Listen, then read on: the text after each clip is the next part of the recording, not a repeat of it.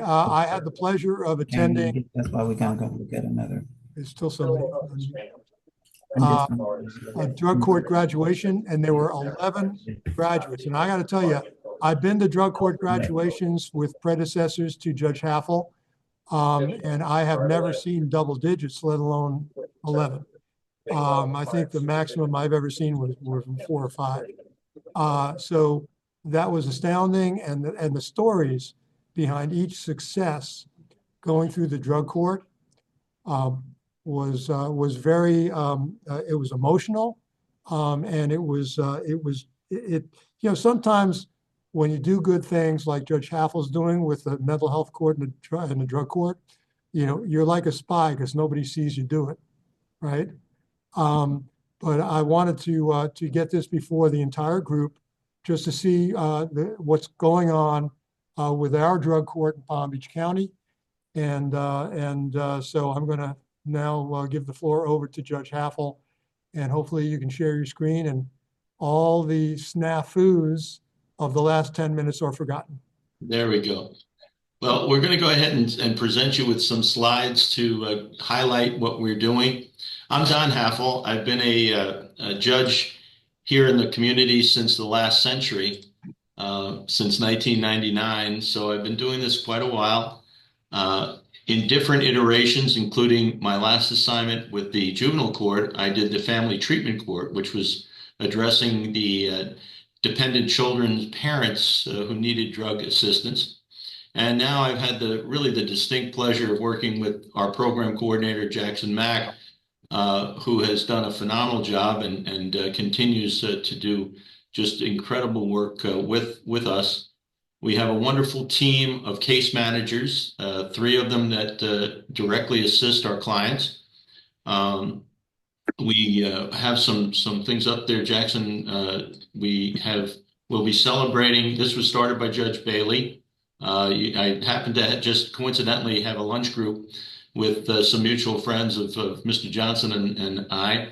Judge Bailey was among those folks, and he started back in 2001. And then we've grown since then, serving over 5,500 participants in total. The requirements are set forth there. I won't go through each of them because I know your time is valuable, and I really do appreciate everybody being here today. It's wonderful to see everyone. I see our friend Yanni there from the Hub. She is one of our partners and just an outstanding peer-to-peer counselor and helps me immensely with questions that I have, with insights. And so we welcome her too. And I'm glad she's here. Mr. Johnson Al's been just very modest in terms of his assistance with us.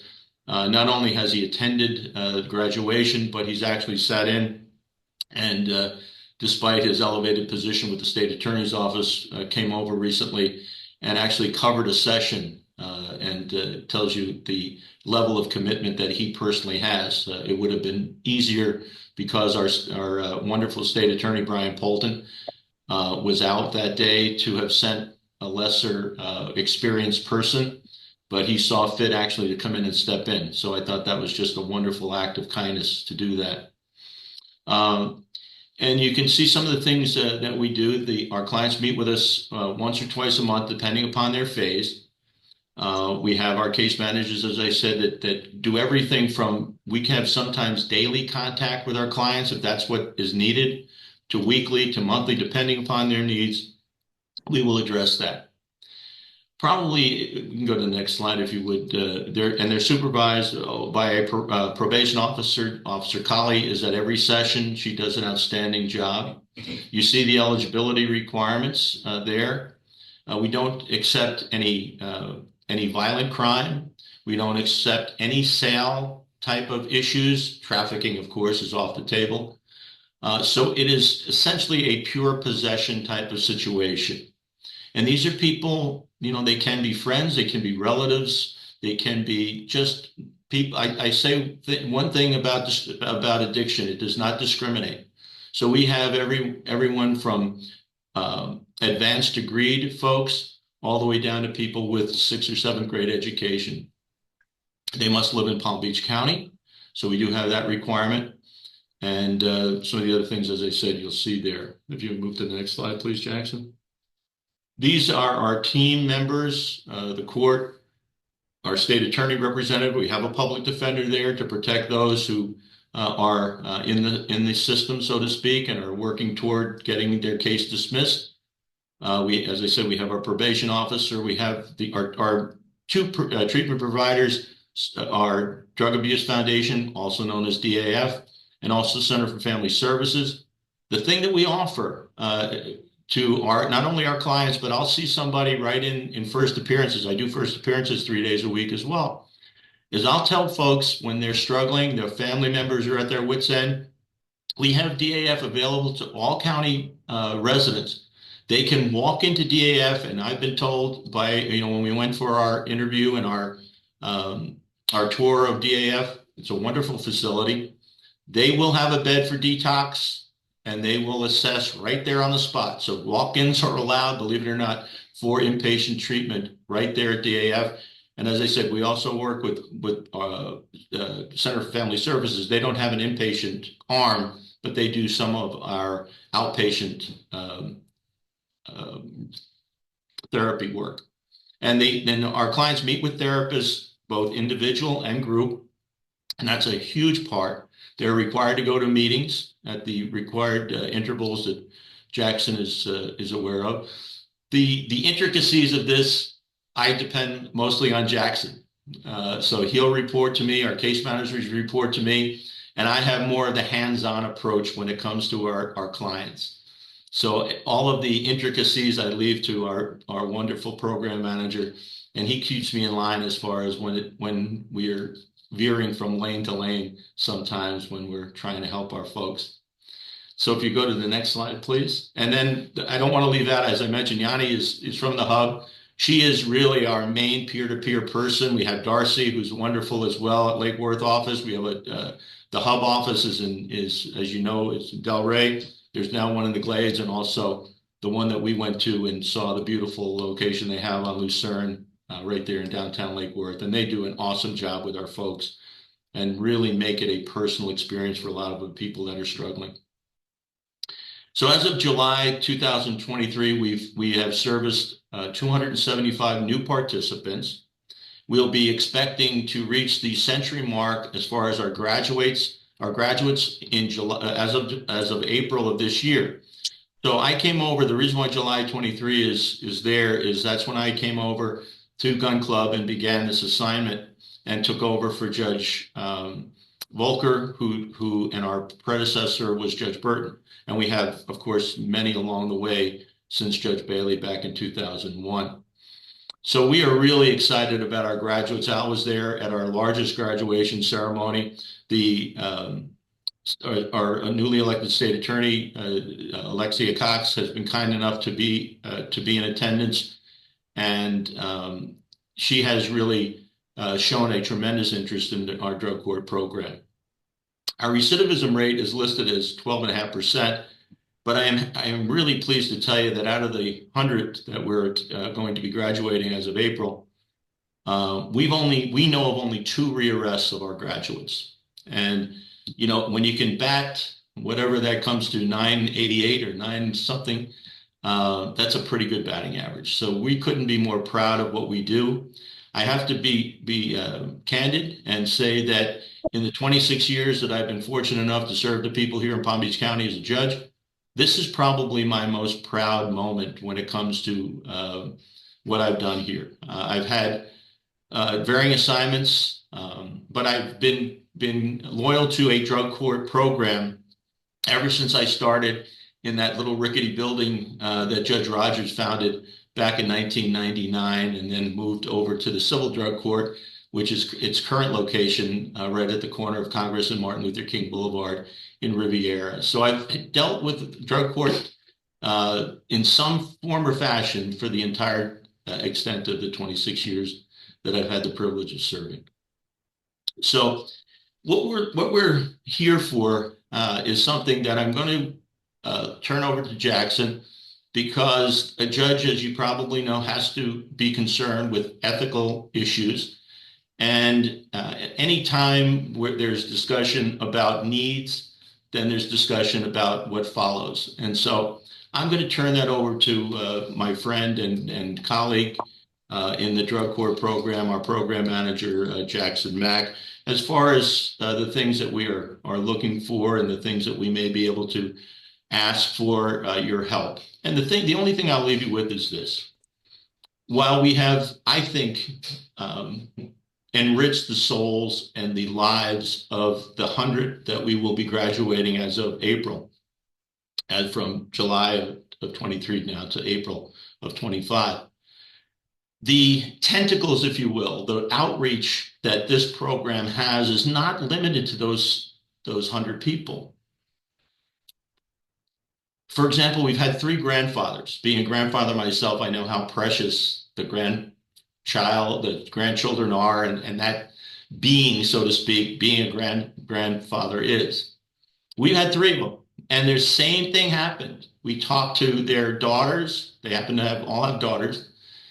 And we spoke to them about how their lives had been changed by their father's addiction. And they had essentially cut them off.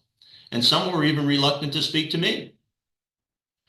Yet, once they graduated, I'm pleased to say, all of them showed up. All 3 of those differing families from different backgrounds, from different worlds, but all 3 of their children showed up, plus their grandchildren showed up. Imagine being cut off from your family just a year or so earlier, and then being welcomed back because you've proven your sobriety. So with that, I'm going to turn it over to Mr. Mack. Thank you so much again, everybody. I recognize so many names, but I'd like to thank everybody personally. But I want to especially thank Mr. Johnson for his kind invitation to allow us to be here today. Jackie? Sure. Yeah. Thank you, Judge. And Al, thanks for having us and for getting us going early. It's good to see everybody. We in drug court, we're targeting folks that have the most needs. I mean, we do an assessment to see where somebody falls on that spectrum, and we're looking for somebody who has the highest risk and the highest needs. And, when we sit down with them, a lot of people are starting from the very beginning, even you can imagine below the beginning. Sometimes that's where our folks are starting out. The partners that we have in the community have been, there's nothing to measure to our connections that we have in our community that have been able to help our participants. Being a drug court, our number one is treatment. And so, we're using the Drug Abuse Foundation as well as Center for Family Services for treatment, but also many other community partners when it comes to treatment. As Judge Haffel was saying, one of our biggest additions to our team has been working with the Hub. The type of confidence that we have being able to ask Yanni, who comes to court with us, to connect somebody with services, there's nothing like that. And they've really been able to assist us a great deal with that. One of the big things that Judge Haffel is always talking about is getting people employed, getting them educated, and getting them involved in things that they care about in their lives. So we have been working with the Garwood Foundation, who does a group of scholarships every summer. We've seen a couple of our participants apply, and even one of them get a scholarship and go to school. We also have been able to place people with scholarships with more of our sort of private donors. But it's been really rewarding to see people go after their goals, and education has been a really big one that we've been talking about. If we can leave saying anything, it's that as a court and as a team, we're constantly reaching out to connect with other people in the community. When it comes to housing, when it comes to education or employment, we're constantly trying to get our participants what they need so that they can be successful. Asking somebody, we're asking a lot of people in drug court, we're asking them to go to treatment, to go do their random testing, to come to court twice a month sometimes. And for a lot of people, that's a lot. So instead of just, failing them at the beginning, we're seeing what they need, we're meeting them there, and we're trying to place them with services to help them. So we can do so much, but when it comes to assistance for housing, when it comes to any of the things that you guys are all doing, you guys are all the the ones that can tell us how we can partner with you and how we can get support from you to help our participants. Um, so yeah, we thank you a lot for allowing us to speak today, and I'm actually going to put um, my contact information here at the end so that anybody can reach out to me. I would love to, talk about how we can partner up and get people the help that they need and the services they need. And so with that, thank you. I also wanted to just add something. You may not know how many people we serve because some of you may be familiar with the youth related, juvenile related courts downtown. And they're serving a total typically of about 15. Mhm. We have a running total of somewhere, I think our highest running total was about 85. Mhm.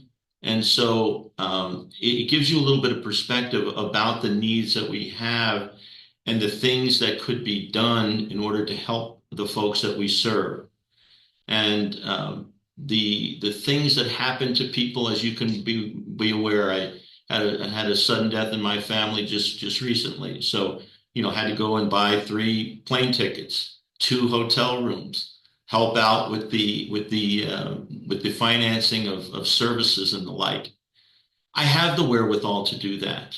Some of our clients have to make a decision to either attend a funeral or have to pay their sober home rent for a month, have to make a decision as to whether they can get their car fixed so that they can get to work versus paying their sober home rent for a month.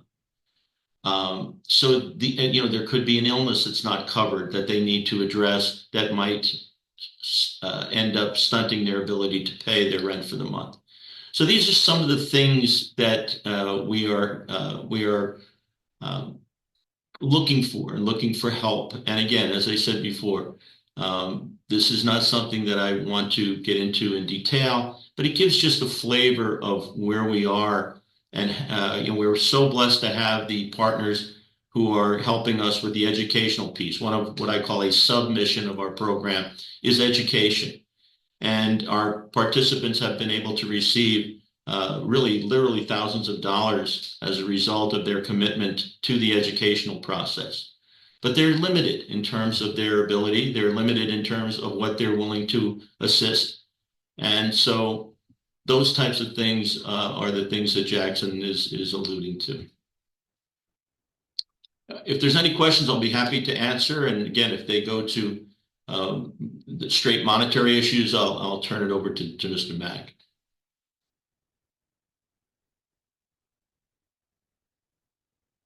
I think you're on mute, Al. If you can stop sharing your screen, then I can take a look and see if anybody's got a hand up to ask a question. We will do that immediately. Thank you. Okay, thank you. And I will say that we have one of the things that's great about what this county is doing. And 8.5, 9 years ago, when we first started as a task force, we noticed, and many people noticed, that there were all these separate silos that were all doing good things, but they were all doing them in a vacuum. And many people were duplicating efforts or not knowing what other resources or other efforts were being done.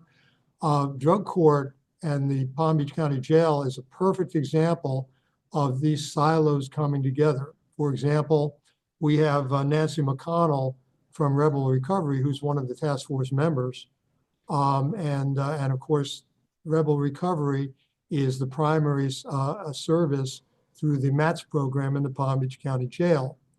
And as well as the managing entity is involved through DAF and the Palm Beach County Healthcare District. So this is the perfect segue because we're going a little bit out of order, but I think in context, we have a brief presentation on the MATS program. And I don't know, I think Stephanie Peskowitz, who's kind of in charge of the program, said she was not going to be able to make the meeting. So is there somebody on from the Palm Beach County Jail MATS program?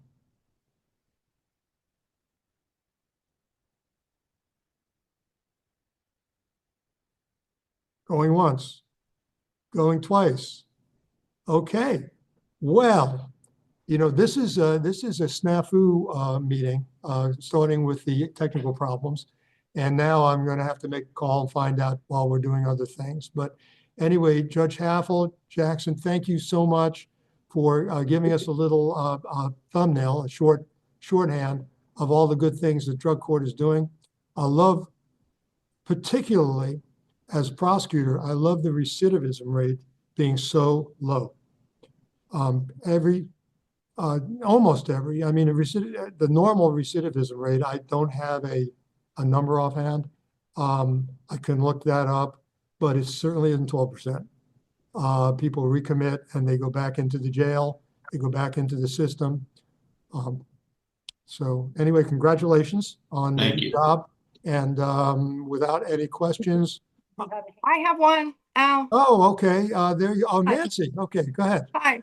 I lost my, our internet's wonky, so I had to sign in on my phone. And I need clarification on which program in the jail you're speaking of. Because there's another way, which is has by DAF. And then there's a MAPS program, MAPS, Oh, MAPS. which Did I say MAPS? MAPS, yes, which is medicated assisted peer support. And that is the program that Rebel Recovery, and now Rebel Recovery is the peer support side. Right. We are there just like everybody else. With the clinicians are from data, and the people that go into this program can receive medications such as Subutex or Suboxone, naltrexone, Vivitrol, and everything except methadone, unless, they're on it. But so we have a clinical side, which is data, and we have the peer support side. We work together. It's our program together. And we have our rates, we have seen recidivism drop between our program and general population. We were only able to do one study because it's really hard to get the information about the general population on who's come back. But within the first year, we had seen like a 15% drop. And that was in our first year. I don't know where we're at now. So we pick up people when they are released. We make sure they have a place to stay. If they're going into a halfway house, if they're having to go to treatment. Yeah, it's a really cool program, and it's been going. Southeast Behavioral Health obviously is the funder of it. So I think Ann's on here. Maybe she could talk more about that. Yeah, and But thank you. if that's the program you're talking about, MATS or MAPS, MAPS. that's our program. Yeah. Yes. And thank you very much. Yeah. I was getting the folks that run the program through PBSO because I wanted to get an update. We had them make a presentation 2 years ago, almost 3 years ago, and I wanted to get an update as to how the program was doing. They may have some more statistics. Somehow or other, we got lost in our connection. But thank you for at least picking up the ball. Yeah. As far as the general program is concerned. Yeah. And we'll probably do this in May as far as a follow-up from Stephanie and the others that are actually will have the data from the programs for an update. Yeah, it's two separate programs. It's Yeah, but the another way. The MAPS is the one that we were going to get the update with. Yes, and MAPS is done, like I said, through Saartf, Right. Yeah. And I don't know if Ann wants to chime in. Maybe she wants to say a word or two. Otherwise, we'll go ahead and move on. We're trying to contact Ms. Peskowitz and find out what happened. But hey, I don't even know who that is. it's a couple of days after St. Patrick's Day. You never know. You just never know. All right, sorry to interrupt.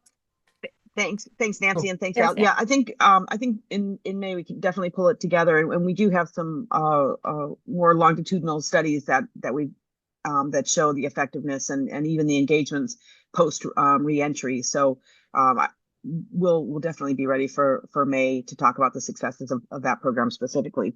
Perfect. Thank you, Ed. Okay, I'm going to go ahead and call roll of the members of the task force really quickly.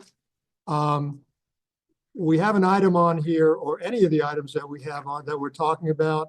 We do take hands from task force members first, but we do allow public to chime in as well. Right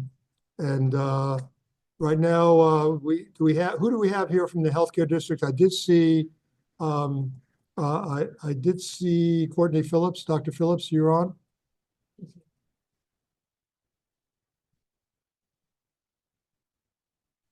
Okay. Hey Al, how are you? I'm Hi. good. I'm good. Anybody else Um, with the healthcare district here today? Belma can't be here. I know that. So, okay. I don't think so, but yeah, great presentation. I love hearing the great news from Drug Court. That's a great program. Thank you all for what you do, and hi everybody. So Okay, we'll get your update a little bit later. okay. I'm I just thought you were doing the asking for it. introductions right now. Got it. Tom Sorry. Baird, Attorney Tom Baird, municipal attorney. Tom, you with us? Okay, Turner Benoit from Hanley. Turner. Okay. Turner is not here, but Ali Jimenez is here in his Oh, place thank- from Hanley. Hi. Thank you. Okay, Ann, I saw you're here, Ann Berner from South Florida Behavioral Health Network, SEFPEN. Ariana Ciancio from Delray Beach Police Department. I'm here. Hi, Ariana. Dr. Anita Kakovis from the Executive Director for Community Recovery Hub. And I know you chimed in, so you're here. Yes, thank you. Okay, Uta Gaziak from Florida Behavioral Health Association. Uta, you here? She's probably in Tallahassee lobbying right now. That's where she's located. Okay, Michael Makia from Oxford House. Michael, you with us? Hello, Al. Look forward to your update. Good, impressive numbers. I saw John Hewlick, Palm Beach County Community Services Department. John, you with us? Yes, here. Okay. And Tama Beth Cudman, attorney. Tama, you with us? Okay. Hey, who's with us from the Department of Children and Families? Normally Kelly Lee is here, but I think there may be some others. I'm here. Kelly is here. Oh, Kelly. Hey, anybody else with you today? Not that I'm aware of. Michelle's Okay. away, and so yeah, just me. So the department gave you permission to make all decisions today, right? Oh gosh, I know better. Just kidding. Okay, Jeff Lynn, I know he's on a trip, so he's not going to be with us today. I saw Nancy McConnell, Rebel Recovery. Nancy, thank you. You're here. Neil McGarry, Florida Certification Board. Neil? I'm Hey, here. Neil. Hi. Hi. Button. Okay, Dr. Moran, Robert Moran, Medical Director, Family Center for Recovery. He is not. Not coming today? Okay. Dr. Rachel Needle, I think I saw you on a little earlier. Dr. Needle, you with us? She's not coming. Oh, she's not, okay. All right, Houston Park, Florida Department of Health. Hello, I'm here. Hey, Houston, saw you the other day. Good to Yep. see you. Good to see you. I saw Terrell Pyburn, Coconut Creek City Attorney. Terrell, you're on. I'm here. Yes. Good afternoon, everyone. Good afternoon. Susan Ramsey, she's an attorney. She's also an attorney working with FAR. Susan, I saw you up. You're here. I'm here. Thank you. Okay. Hello, everyone. Speaking of FAR, I also noticed that the CEO, the Chief Legal Officer, Michael Schlossman, is here. I see you in the corner of my screen. Thanks, Al. Terry Shapiro, I also noticed you were on as well. Terry, Present. Thank you. GIA Miami and Vita Recovery. Nikki Soda. Nikki, you here with us? I think Okay. Nikki's traveling, Al. I think she's in DC. Okay. All right. Dr. John Simonides, Florida FSAM, Florida Society of Addiction Medicine. I saw you on, I believe. I'm here. Thank you. Alton Taylor, Drug Abuse Foundation. Alton, are you with us today? Or is Here it? I am. Good to see you. Okay, or good to hear you. You're not on the screen. Jan Tillman, Project Opioid, South Florida. Jan? Okay. Dr. Lori Vinacore, Alliance of Delray Residential Associations. Right here. Good to see Hey, you. hi. Hey. Okay. And Commissioner Greg Weiss. Commissioner, are you with us? Or is Nils with us? Okay. You call their office and see if they can. Richard Worms, Investigative Coordinator, Office of the Attorney General. Richard, are you with us? Okay, again, Tallahassee's kind of busy this time of year, so he might be in the weeds. Eric Urlano, Integrity Billing. I saw you on a little while ago, Eric. God, but you know what? I will give her credit. I appreciate it that she was. Oh, I guess, no, actually I saw Terry, not Eric. Okay. All right, thank you very much. We're going to do some updates. I want to get to some of the legislative stuff. This is going to be a little, I'll give you a preamble. It's going to be a little shorter on SB 954. I'll repeat this later, but there's going to be a strike all. There are going to be significant changes. It's going to be shortened. Some things will be taken out. The one thing we will talk about today are the zoning issues, starting on page 10, line 277 on the statute. But we'll get to that after we do our updates. And I'm going to start really quickly. Good news in 2023 for the state of Florida, the medical examiners who were about a year and several months behind in terms of their reporting. But in 23, they went down approximately, the state was down approximately 12%. And that's really good news. It was down from, I believe it was 17 deaths a day, 6,169 in Florida, and this is opioid related, down to 5,442, 15 deaths a day, which is atrocious, by the way. Let me add, but it's an improvement. Palm Beach County, we were, through our medical examiner, we felt that we were down about 6%, but statistically, according to the medical examiner's statewide report, we are static. We are statistically at the same level. We had, I believe it was 438 last year, according to the medical examiner's report, and it's 439 this year. So the good news, and I think this is probably across the state, and for many reasons, which we'll probably hear about when the studies come out, but we are down approximately 46%. Now, I'm going to give or take that because, again, we're getting our information directly from our Palm Beach County Medical Examiner's Office. Statewide, however they count, we get all the raw data so that we don't overcount. We don't count two, say if it's two different causes of death, we'll pick the opioid cause of death. And, you know, this number may change somewhat, but I'm pretty sure it's going to be within a few percentages, but we're almost down by half from last year, from 23, which is amazing. It says up here there are 18 pending cases. This is the wrong slide. Okay. We will be sending out another slide, which this is, as you notice, it says January 1st through December 31st. This is the wrong slide, Marianne. We have a number that has no pending cases that was as of the beginning of March. And I will tell you the numbers, it's incorrect up there. The numbers are actually down 44%. And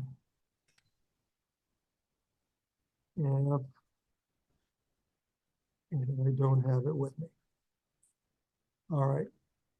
I must have sent Marianne the wrong one, the other statistic, but we're down 44%, not 46. Again, that's with no patient cases pending to the medical examiner. I'm going to send the corrected March numbers out to everybody who is hopefully on this meeting, everybody who's been sent, not only the members of the task force, but anybody who's been sent an invite so that you can see the up-to-date numbers. I'm not going to go through any more of this. You can see it for yourself. It's a one-pager. And let's move on to the next update, which would be, I believe, FAR. Thanks, Al. So help me in congratulating Josh Thrasher, who's been promoted to Deputy Executive Director. Wow. And he's going to give our report on bed capacity and numbers. Hey, that's what a little bit of hard work can do for you, Josh. Congratulations. Yeah, thanks, Al. I really appreciate it. So I'm going to keep it really quick with the numbers for FAR. So statewide, we have 253 programs certified. We have 9,486 beds certified. So of those, 1, 2s, and 3 levels of support make up 5,678. Our level 4s bed capacity is 3,795. So Palm Beach County, Broward is our largest volume of providers, with Palm Beach making up 38.2% of the certified beds and Broward County making up 30% of the beds. So in Palm Beach County specifically, we have 103 certified providers. We have 1,810 men's beds, 587 women's beds. We need some work there. Serving both populations, there's 1,206, and LGBTQ population, there's 24 beds. So in Palm Beach, level 1s, we have 18 beds. Level 2, there's 1,815. Level 3, there's 8 beds. And level 4, there's 1,786 beds. So with that, I'm going to turn it over to Michael. So the rest of the report is just going county by county, and he has some more important information he wants to share with you. Al, do you want me to share the MAT rollout update or wait for that?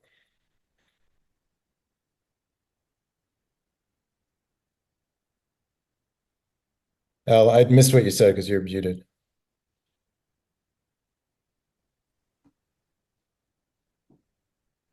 Sorry.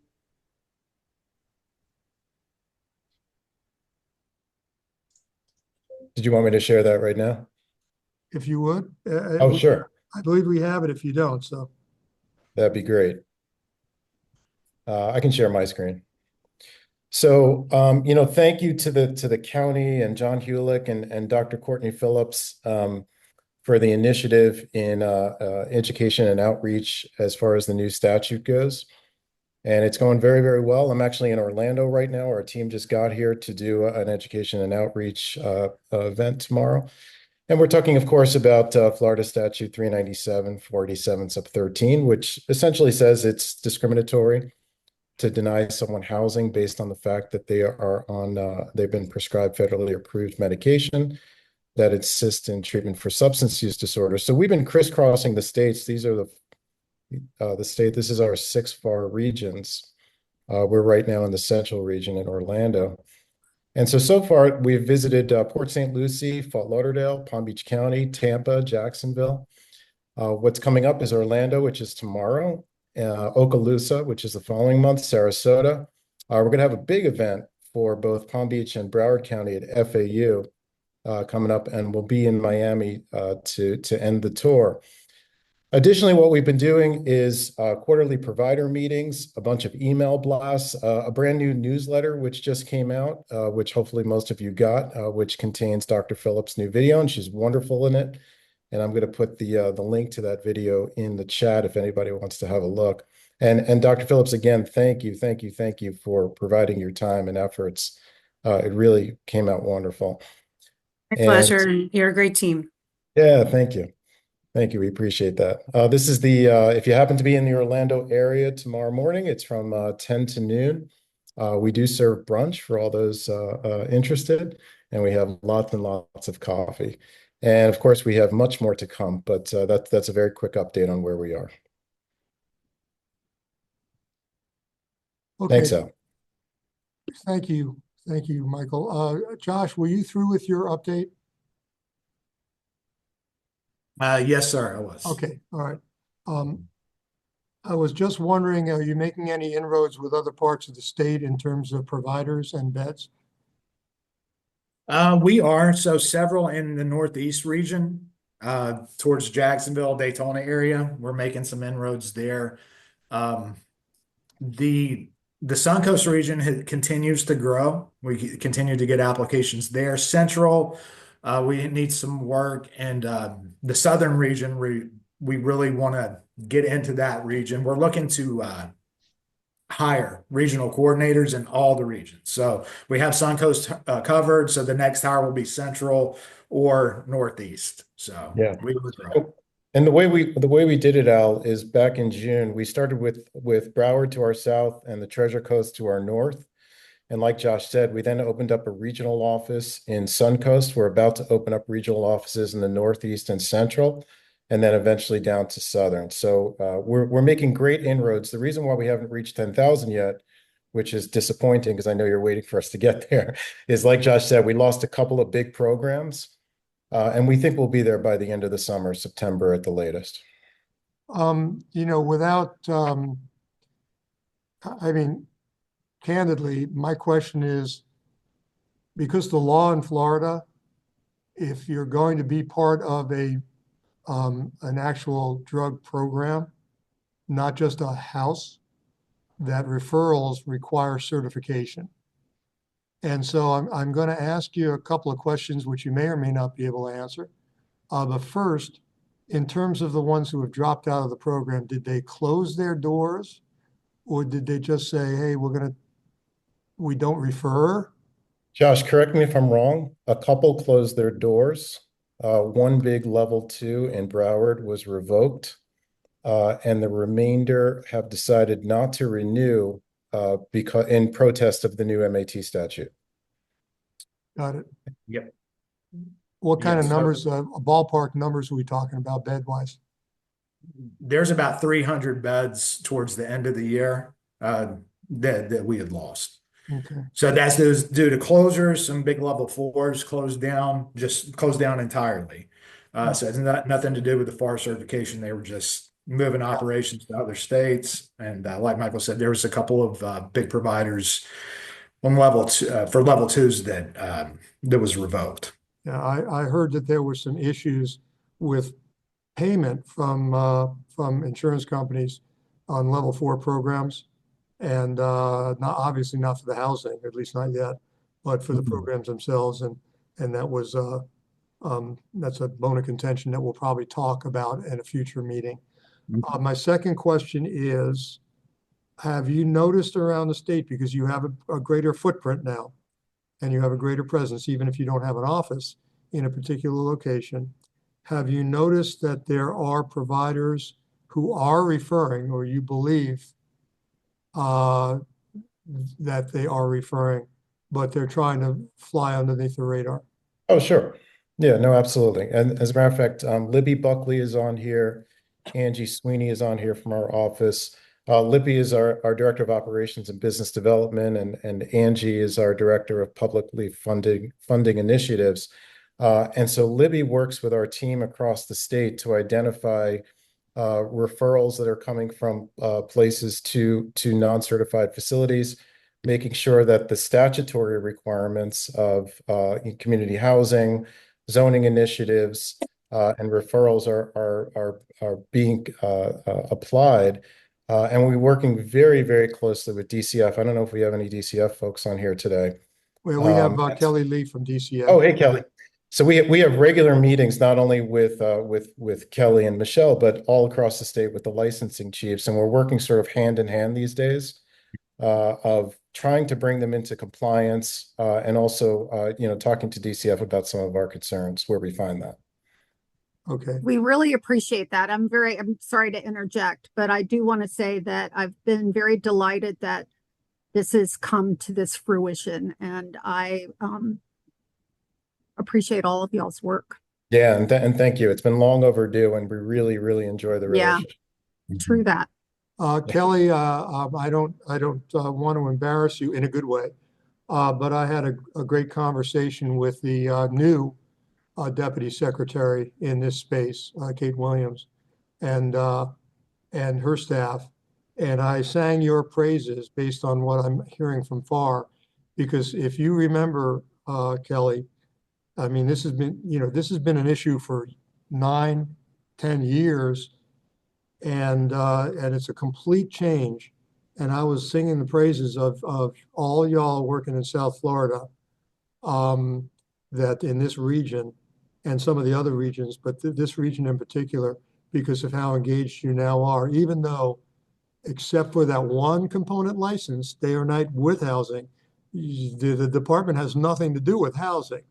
But Right. you are working hand in hand with FAR because that affects your providers if they're doing something shady or they're referring without proper certification. So good for you, and I just want to let you know. Thank you. I appreciate that very much. I remember our first encounter, and I remember a couple of questions to me, and I was just very matter of fact that this was going to transpire, and it has. So thank you.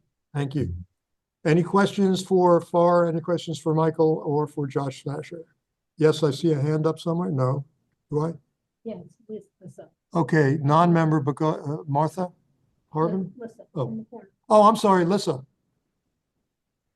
Go ahead. I know that Michael, Josh, Susan, Angie, Jordan, Kelly, everybody's working on this and very well aware of the situation. But we have a nightmare situation happening in the South where rogue providers are branding themselves as mental health houses, and they are in fact not mental health houses. It's their way of bypassing FAR certification and the recovery residence ordinances that cities have set up to protect patients. And they're doing it to bypass provider accountability, which is leading to the mess that we already got ourselves out of. I was wondering if we can invite somebody from ACA participate in this task force to discuss mental health housing, or at least start participating. All right. Great idea. We're finding this is a nightmare in Palm Beach County and maybe even more so in Broward. And we're trying to be part of the solution. And I think that's a good idea, Lissa. Well, number one, if it's behavioral health at all or any kind of disability, then if there's an ordinance in place, unless I'm reading it wrong, and I don't believe I am, that applies to all community housing for disabled people. In other words, if you're acting as a family and you're in a house and there's more than a certain number of unrelated adults in that house, then unless you are licensed or certified and go through the process, it's a permitted use if you're licensed or certified. So I would say local zoning can go after any of these houses that are not certified or licensed.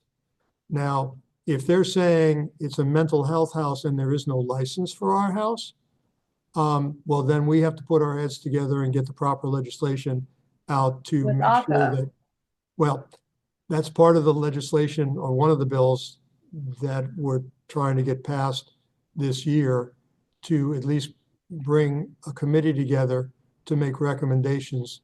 And Kelly, I don't know, you're not free to speak, so don't, as to whether ACA takes this space or you have this space or in some way you work together, especially on a level 4 situation, home where there's treatment.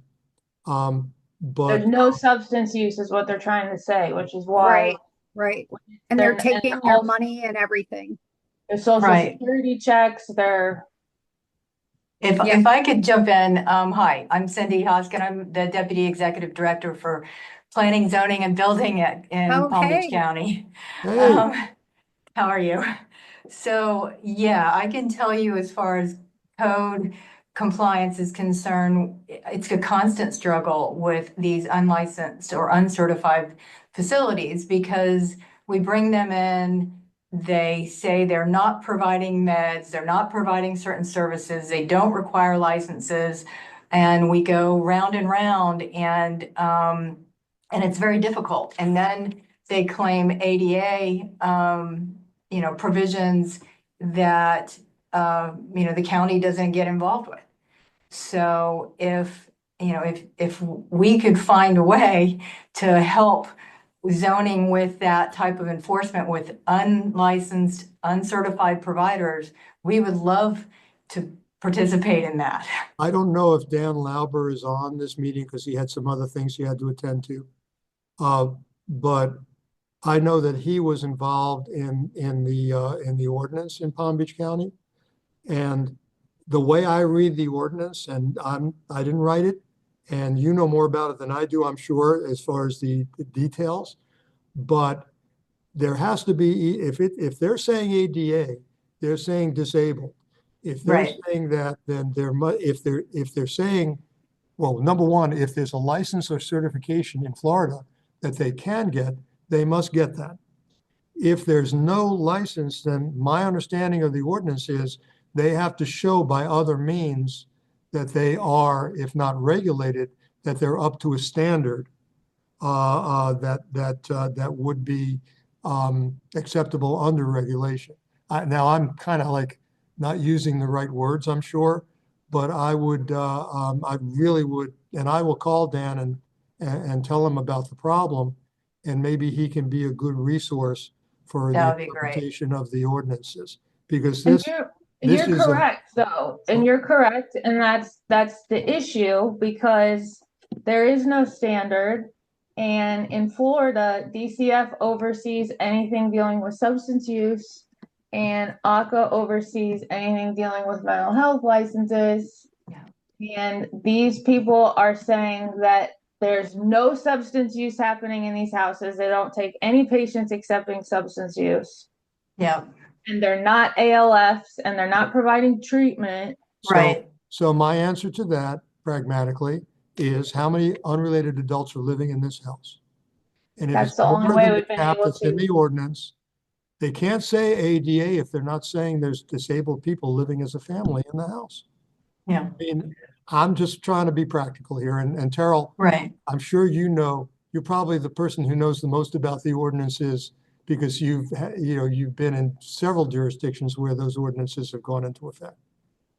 Yeah, I mean, it sounds to me, as Al said, he's interpreting it correctly. Most of the ordinances, I guess some that were not drafted by Dan might say something else, but most of Dan's ordinances require proof of either FAR certification or state licensure. There is state licensure for any type of home for people with disabilities. So if they're saying there's no licensure, then essentially they're operating an illegal boarding house. So if they're exceeding, or their daycare, or they come and stay during the day and then they leave at some point at night is also the argument. so in that case, arguably, I don't know specifically what your zoning allows, if it allows for that type of use in a residential zoning district, but in that case, it's not their residence, so they don't necessarily have the right to be able to live there and to avail themselves of the Fair Housing Act in the same way as other types of, homes for people with disabilities. So I think it may be a case-by-case basis where we'd have to look at the facts of the situation, but I'm sure that there's a way to enforce the ordinance if they're exceeding the definition of family and not providing state licensure or certification, and not explaining that they're similar to those types of facilities for which licensure or certification is available, and basically operating in a similar way. But I can't think of any situation where there wouldn't be licensure available unless they're, one of those few situations where it's funded by the state, basically managing entity type situation.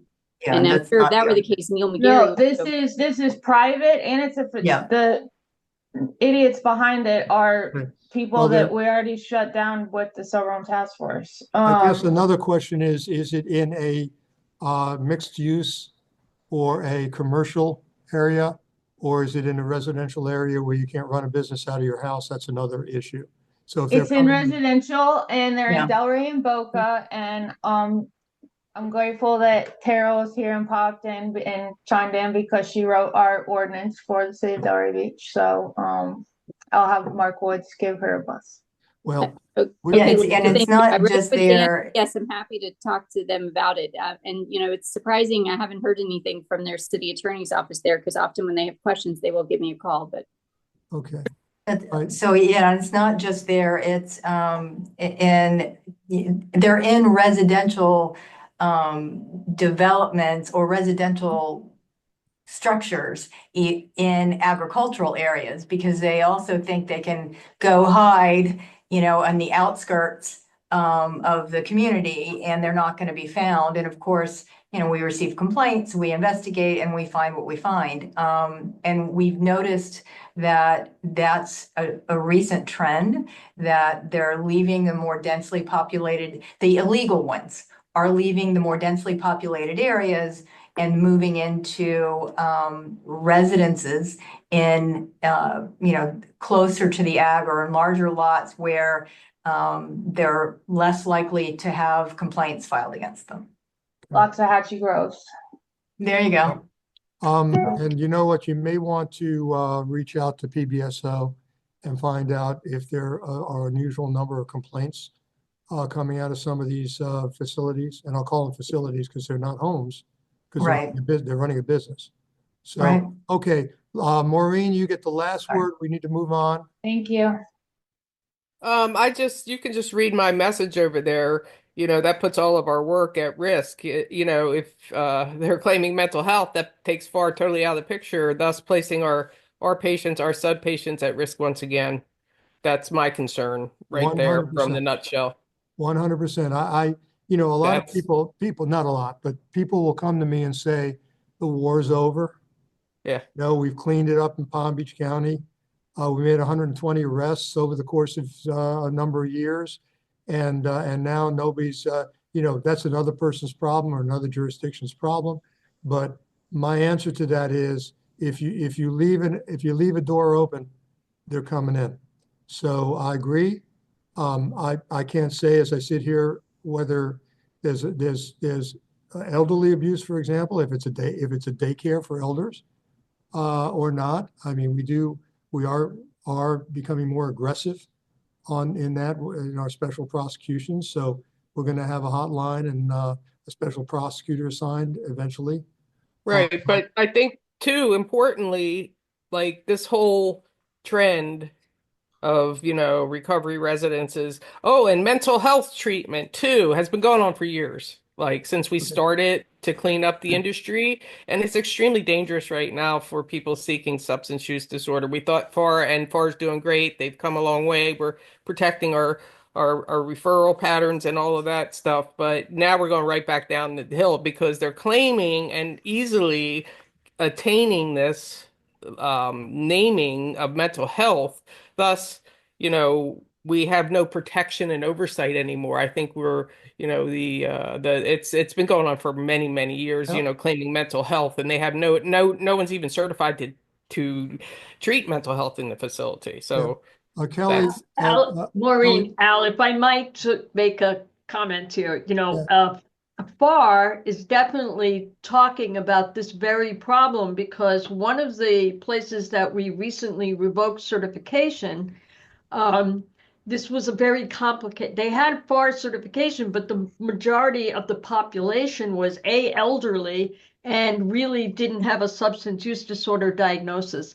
And they were required to have FAR certification because that was the only certification out there.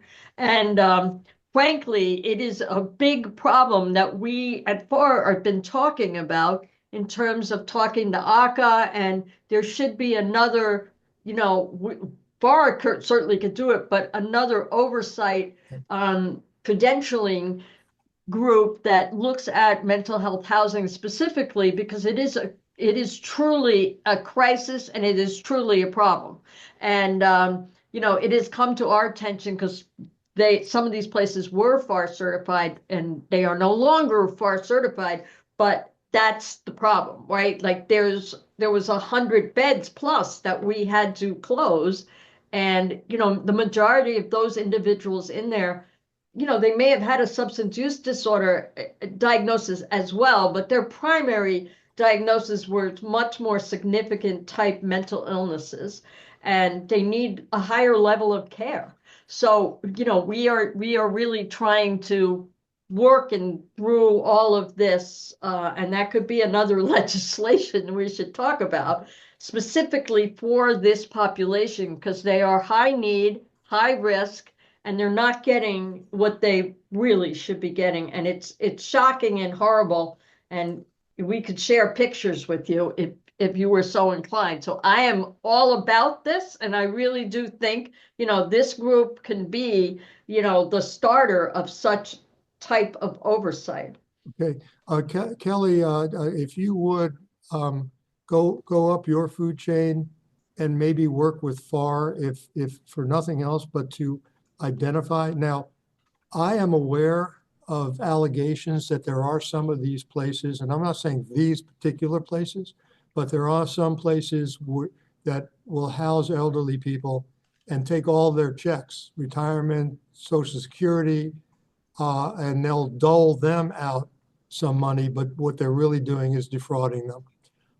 And that's something that we at the State Attorney's Office, we're going to be very interested in that going forward. So let's partner up.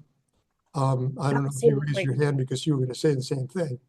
Yeah, because one of the things that we investigating a complaint and going out and I try to look at things in a holistic perspective because I understand that, what some of these people are doing, it comes in the guise of doing the right thing and helping people. And I know that it's just an abuse thing. But then when I look at the other side of it, I see that some of these people could be homeless and they could be, now they're getting a home. And so when I see, it's like, well, at least they're getting a roof over their head. They're not wandering the streets, et cetera, et cetera. So there's that double-sided issue that seems to come into play here where I start looking at, these people doing this. And if they could just do it right, if there's some way that there's something that we can manifest that they don't have to do this and that these people's rights can still be addressed and honored, and the ones that say that they're trying to help these people, those that are homeless and going in here and they're giving them homes and they're providing them at least some kind of mental health services, somehow accessing resources within the community, whatever it is. But it's like, I don't want to see somebody that's licensed that is saying that they're doing something good when it's not. But I also look at the fact that people that are on the street really do need some kind of something for them to feel accountable. So it's hard. It's really hard. Well, and I know this is it's a big issue, but thank you for letting me air that out. I appreciate that because this is hard for me. It's really hard. Kelly, you said something at the beginning that is not only accurate, but it's the heart of the matter, which is if they're going to do it, they need to do it right. Correct. So yes, what we're dealing with is Yes, we need to get together and figure out who the rogue actors are. Because if there is a license through the behavioral section of DCF, of the department, then we all need to support getting that corrected and getting it right. And he's on, yep. And if they do have a license, well, then whoever's the licensing entity will have the oversight to be able to make sure if there are complaints that they're doing it right. So anyway, let's move on. People are just making money and abusing the people and, saying that they've got, they're providing them with something. And it's like, I just want to punch them in the face. But I know I can't, so I keep my mouth shut. Don't do that, Kelly. Well, I got to tell you, I want to go, Kelly, go. Kelly, the pen is mightier than the sword. Refer them to PBSO or the law enforcement agency. And when we get up and running in our special prosecutions on our elder fraud, absolutely, we'll have a number to call and let's get rocking and rolling on that. But let's move on I have a mouth, so this is going up the chain. So good. Okay, let's move to Oxford House. I want to get through the updates because it's going to be a shorter discussion about Senate Bill 954, but we are going to have a discussion. I want to make sure everybody gets to chime in on that. Okay, we got Michael. Hello. You'll have to bear with me. I'm battling a cold right now. Um, but we've had a little bit of an increase from our last meeting. We're currently at 247 houses throughout the state, with 155 men's houses and 92 women's houses, 50 of those women's houses being women and children's houses. Some stats on MAT. So 75% of Oxford houses in Florida have at least one member using medication for opioid use disorder. 14.8% of the memberships in January were utilizing medication. So across the state, we're continuing to do training initiatives. We've had 3 different regions we split the state into 5 different regions for Oxford House purposes, and 3 of those 5 have done a training so far, and we have 2 more coming up in March. Our state association is focused on some new initiatives with a veteran subcommittee, Spanish speakers subcommittee, and an individuals with children subcommittee. The number of our chapters throughout the state is growing, continuing to grow. We're at 35 now. And then when we're splitting a chapter, a lot of times it's now happening in like one city where we'll have multiple chapters. This really just allows to have a tighter knit group of people, more direct support for those individuals that live in those houses.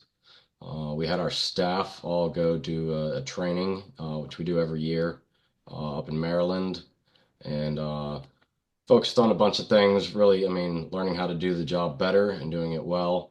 Also had a chance to meet with members of Congress to talk to them about Oxford House, which is a great opportunity, especially for some of our newer staff. And so overall, we're continuing to focus on the quality of Oxford House while opening up new houses in new areas. We have our upcoming state convention, which I added the flyer. I believe Marianne put it in the email.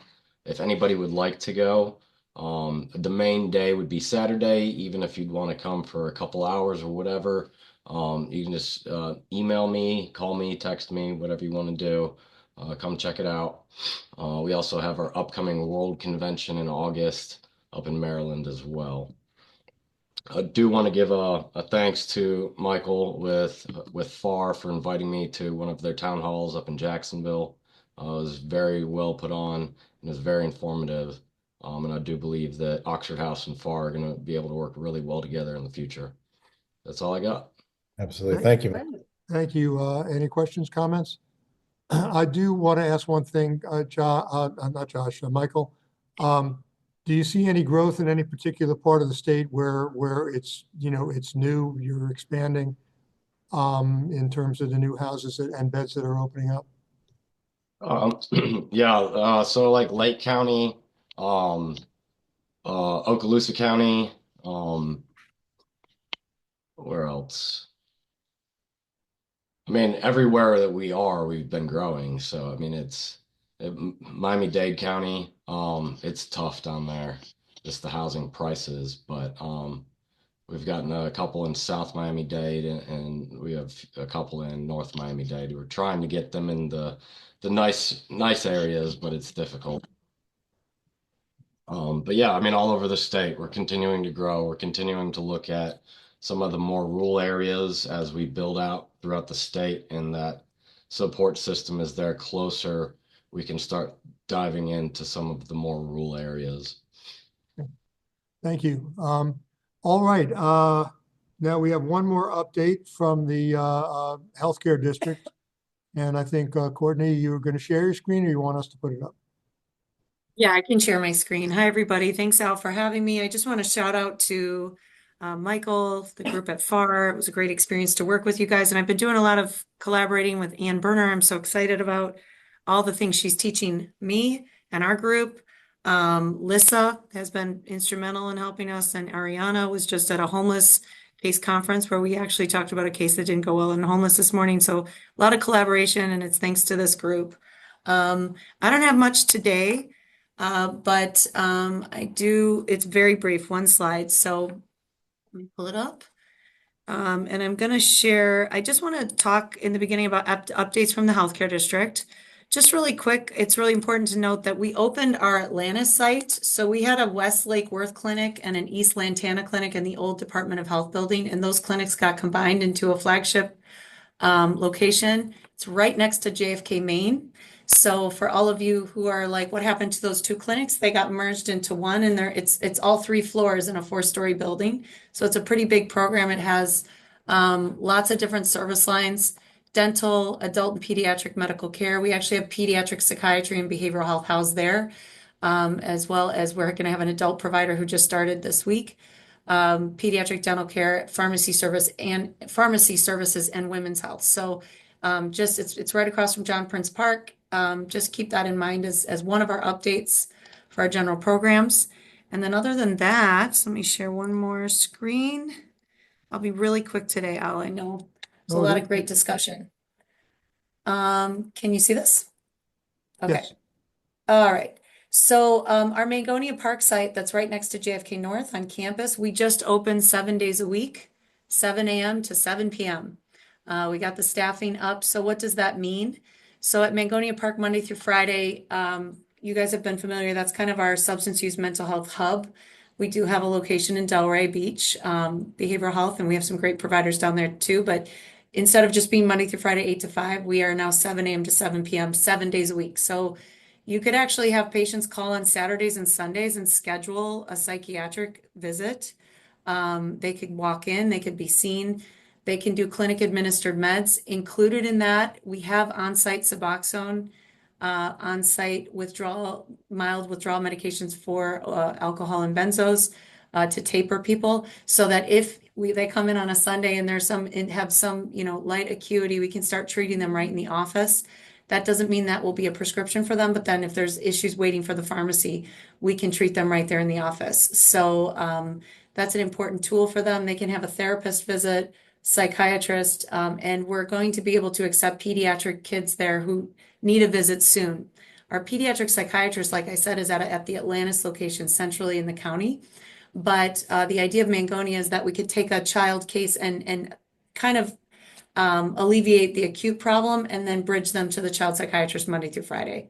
So we're really excited about that. And we opened 2 weekends ago. So if you are at a halfway house and you have someone in crisis, all of a sudden on Saturday, and they don't really want to go to the emergency room, or they don't need to, they don't meet that criteria, but they need some help, please keep us in mind at Mangonia Park, at rehabs, detoxes, or anywhere where somebody might need that. In terms of medical care on the weekends, we do have very light things. We can bring their blood pressure down, but we don't have a primary care provider on Saturday and Sunday. But if they come in with high blood sugars or high blood pressure or some things that we have some medications in the office for, we will treat that. And we would like you guys to, use it. So keep us in mind for patients who need something over the weekend and don't need to go to an emergency room. They just need a quick visit. This happened the other day. Actually, Joey Nieves from Lord's Place had a patient who got discharged from jail and into a halfway house, but didn't have any of their medications and were in withdrawal, as well as withdrawal from their psychiatric medication. So we were able to help that patient, right? It was a Saturday afternoon. And that's the kind of stuff we want to do, because she was going to have to go to the ER for the 3rd time, and they wouldn't give her prescription. So we were able to give her that prescription. So that's really important, and we want you all to utilize that for patient care. We've also signed more MOUs to allow police departments to do drop off at the clinic for non-Baker acted, non-violent patients. So we had with West Palm Beach Police that pilot. We now have Riviera Beach Police, contracted Palm Beach Gardens, and Village of North Palm Beach. I did a presentation in front of the entire Chiefs organization, and there's lots of other police departments working on getting the MOU approved so that they can have a spot to bring someone in the community who doesn't need a Baker Act, they don't need to go to jail, but they need something, and they're willing to come. So this is a voluntary program at this point, but it's going to inform what we build for the 3 years from now, a crisis center that I spoke about at a previous Sober Homes Task Force. I'm really excited too that South County Mobile Response Teams, which are a fantastic organization, in the South County area, they're able to send their patients for mobile response teams to South County Mental Health in Delray. We're working on a contract so that we could be a bridge for them when they're at the north end of the county, serving patients in West Palm and the north end of the county, to be a bridge clinic for those patients who see MRT up north. So we're looking forward to collaborating on that. And that's almost done. Pediatric behavioral health, I said, with a pediatric psychiatrist. They just hired a pediatric psychologist who can do testing for kids in the Atlanta site. So we continue to have a lot of capacity for kids and teenagers. And I talked about Atlantis. Last thing is we continue to work on our workforce development. That's a very, if with a good team, we could work under a palm tree. I can't wait for our building in 3 years. That's going to be big and beautiful, but workforce development for me is the most important part of it because it's who's caring for that person that makes a difference. So that's a big initiative for us. And in the crisis center development, just to let you know, we're in the process right now of land determination and acquisition, and that's a very legally driven process. So there's a lot of steps in place to decide on the land, but that's where we're at. There are sites that are being evaluated for that RFP process. And that's where we're at, and selecting architects and design teams. So hoping to have that, I think the team is hoping to have that all completed within this year. So those are some updates from Healthcare District. Is there any questions? Thank you, Courtney. Thanks. Good stuff. Yeah. Okay, let's switch gears, and we're going to talk about some legislation. First off, SB 464, which came out of our state attorney's office, is in a little bit of trouble in the House. It's not moving, so I don't know what's going to happen this year. We might break our record of 7 years in a row of positive legislation, but hey, we'll be back at it next year if that happens. But I want to thank FAR because the recommendations came from them. Hey, Tallahassee's like Oz, okay? You never know what you're going to get. So let's move on to SB 954. That was a bill that went in there, and quite frankly, it wasn't vetted or even discussed in this body. I am told, and I believe for sure, that there's going to be a strike all amendment. A lot of this bill is going to be shortened. Some of the issues that I was going to bring up today and we were going to discuss may be resolved by the strike all. We're going to have a legislative meeting like we did, I believe, last year. Oh, no, did last year when we were formulating Chapter 419 and the legislation that we submitted. We're going to have one in April. I'm looking at April 14th, which I think is 15th, which is a Tuesday.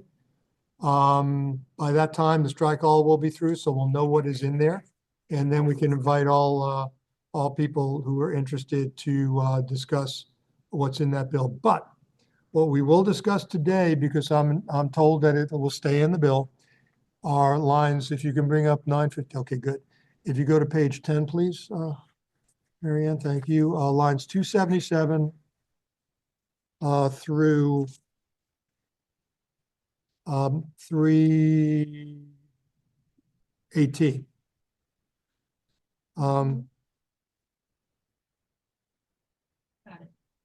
Okay. First we have in the first part of it, we have a non-transient residential use of land for certified recovery residents. I'll start the ball rolling with that issue alone. I see, Cindy, you're shaking your head. I'm not weighing in on this. I do know that the proponent of the legislation is going to meet with the League of Cities. I would probably guess that would be the state folks for the League of Cities.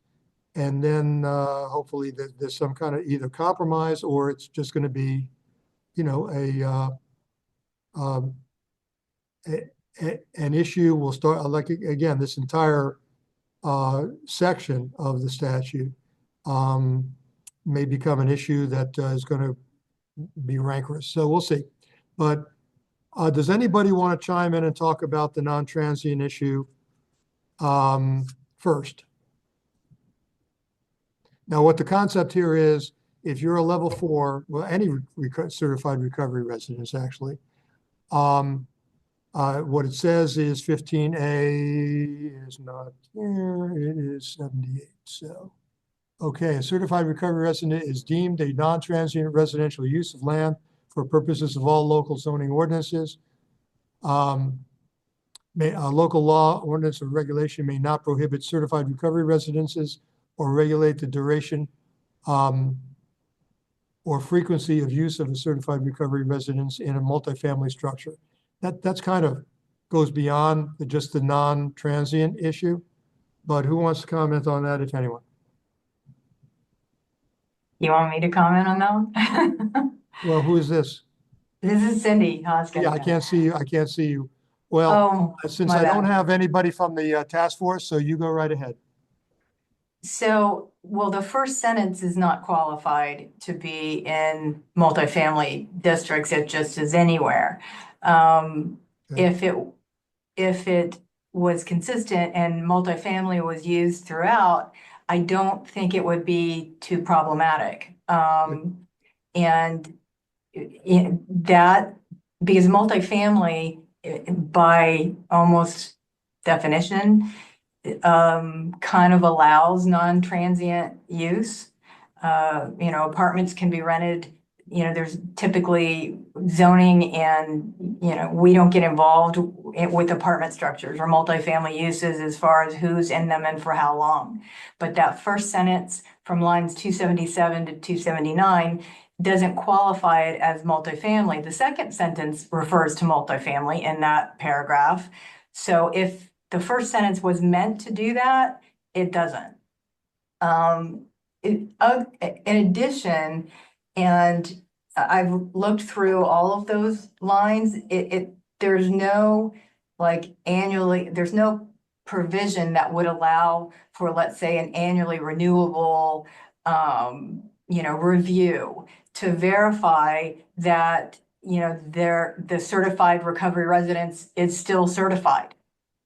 So, for instance, you have a certified recovery residence that comes in, gets its initial approvals, everything is great, and then becomes non-certified, and zoning or the county would have no way of knowing that, and would not, unless we received a complaint.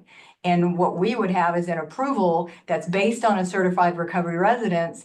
And I don't believe, although we could probably condition it on, and I don't know that we can.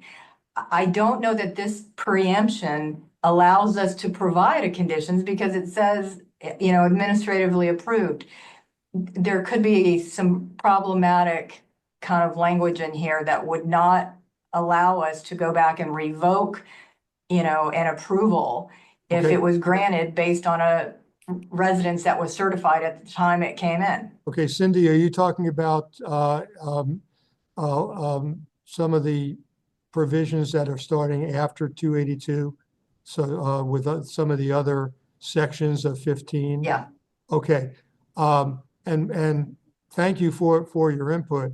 As far as finding out if somebody loses their certification, I think FAR would have that information at the drop of a hat, and they probably would agree. I'm not speaking for FAR, but it's probably something that can be routine if there's a certification that's revoked or not renewed or suspended. You should be able to be either if you're not contacted, you'll have a resource or a database you can go to and you can check.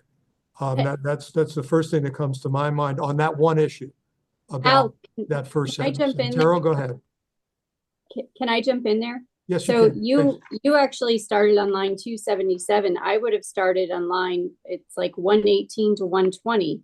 Okay. Because you just pointed out is the fact that FAR would have that information, but what's going to trigger FAR to look at it is this language that was stricken in line 119 that talks about compliance with local zoning ordinances. And most of these local zoning ordinances have the requirement of either proof of licensure or proof of FAR certification, as Cindy had referenced earlier. So there's no trigger point for anybody to take a look at it. So like Cindy said, that's a very valid point, that it could become uncertified and nobody's going to necessarily know to look at it unless there's complaints.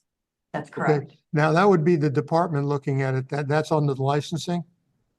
It is, but as you know, they have relegated to some extent that responsibility to FAR. So if there's no longer that requirement, I don't know how or who's going to specifically look at that. Who is going to necessarily, whose attention that would come to, that they would then say, oh, let's notify, Palm Beach County, for example, or what have you.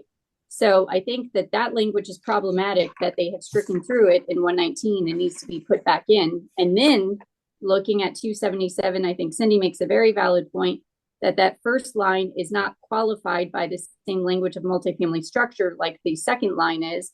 And so there is a concern that maybe that is a little too broad, and perhaps they're trying to say that certified recovery residences are deemed non-transient residential use. Again, it does say for purposes of all local zoning ordinances. So to me, that would apply to single family as well. And some of the certified recovery residences are have more frequent turnover than others and are a higher level than others and may be more transient than others, especially for single family zoning purposes. And then once you get into 279 through 282, I think, I just echo Cindy's sentiments exactly. So with regard to 279 through 282, what's the problem with that sentence? Well, the fact of the matter is that they're saying that cities can't regulate that. I guess let me take it a step further. Cities and counties. Once you get into 283 through essentially the end of that section, well, really all the way through, let's just take it through 293. Yeah, but before you do that, Terrell, before you do that, that's where we're going next. But I'm trying to look at these sections as standalone at first. So in other words, if everything else was excised from that point on, talking about what a local government can and cannot do with regard to zoning itself, just the non-transient issue alone, if everything else was taken out, would that be something that is, well, I mean, where do we stand on that? So when we're talking about what stays in, what goes out of this legislation, do you understand what I'm saying? Let's just assume everything else is out. So I would just keep it to the comments earlier, but I think the next part is relevant because it talks about, how many people per bedroom in the same structure, and it's dictating that kind of information where most cities and counties follow a standard housing code, and depending on the square footages of the rooms, it may or may not be appropriate to have automatically two residents per bedroom. And it may or may not be appropriate to allow a structure that's originally constructed and permitted for multifamily purposes to be used as a certified recovery residence. You can run into issues with septic if you're, even with duplexes. And because they say multifamily, but they don't specify. You could run into issues with parking, which of course they're reducing the parking in the next section. So you kind of have to take it all as a whole. Okay, then let's do that, and let's move on. And actually, I'd like to go in order because we will get out of here a little earlier if we do that. And we can make our points because, well, and again, I want to hear from anybody else who let's move on to include lines 283, say through let's move on to section B. Any comments about section B? I've made my comments on section B. Okay. In other words, what it is, I mean, you're saying that this basically micromanages the local municipalities and counties in terms of they have to permit these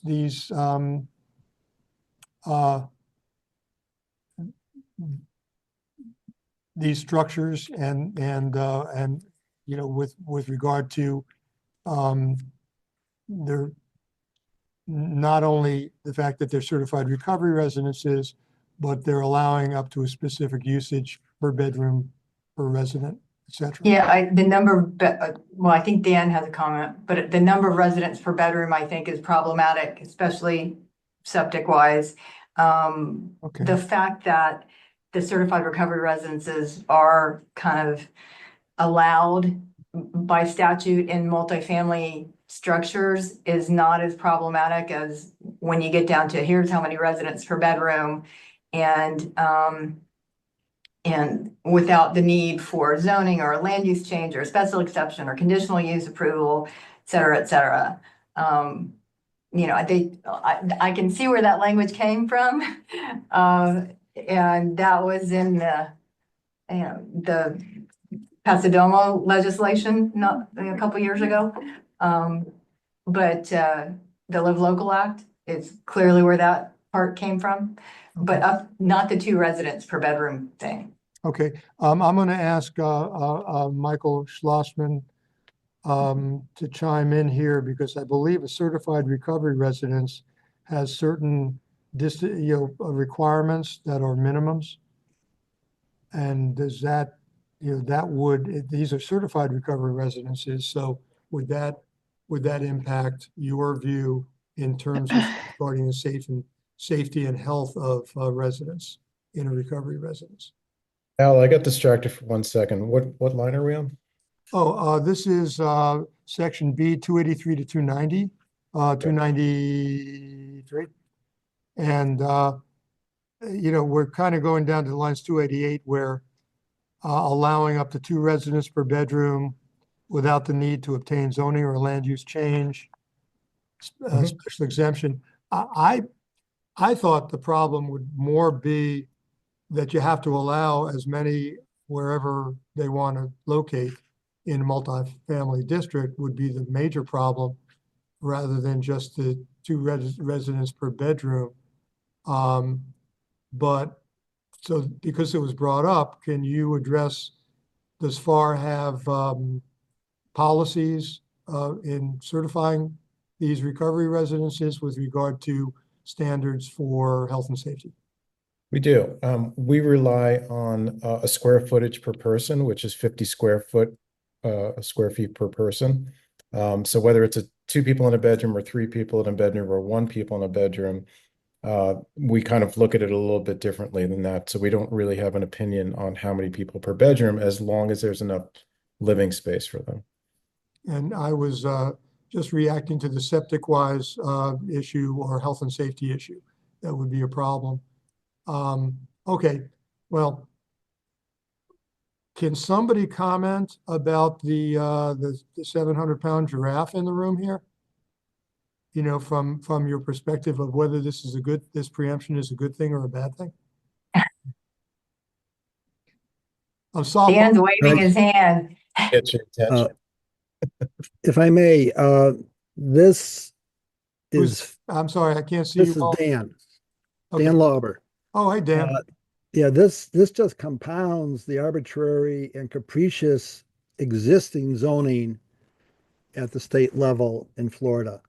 Among the things it does, it eliminates any ability of a municipality to prevent clustering and concentrations by basically making certified recovery residences, which include recovery communities that could be hundreds of people, a permitted use in multifamily districts. It also does not define what a multifamily district is.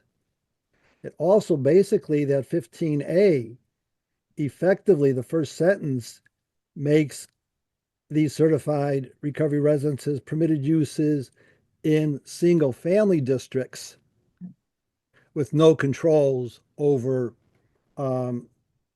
concentrations or clustering, by all this saying, if you're in a multifamily structure, you're permitted. And there are multifamily structures in single family districts that are left over from before they were made single family districts. It also, you get to that paragraph D, starting at 298, I don't see how cities could possibly implement that without great expense, I don't see how operators can predict without great expense where they would be allowed with that. It's arbitrary, it's capricious, there's no basis for it. And what's really troubling me with this whole scheme is, oh, okay, also on line 315 to 318, I think that could possibly be interpreted to prohibit disclosure of locations to cities. It could be misinterpreted. That could be the intention. I don't know, but cities would not be able to maintain their zoning for other community residences that would still have spacing distances involved. It's just troubling because this ignores everything in the state study. And I think it's based on self-interest and not rational, but it's intended to, we all know who came up with this in the first place. And it's basically would tear asunder local zoning throughout the state. And instead of having a rational, principled zoning scheme. So I think this whole thing's got to go. I mean, I would not want to see this passed under any circumstances, whether or not I wrote a state study.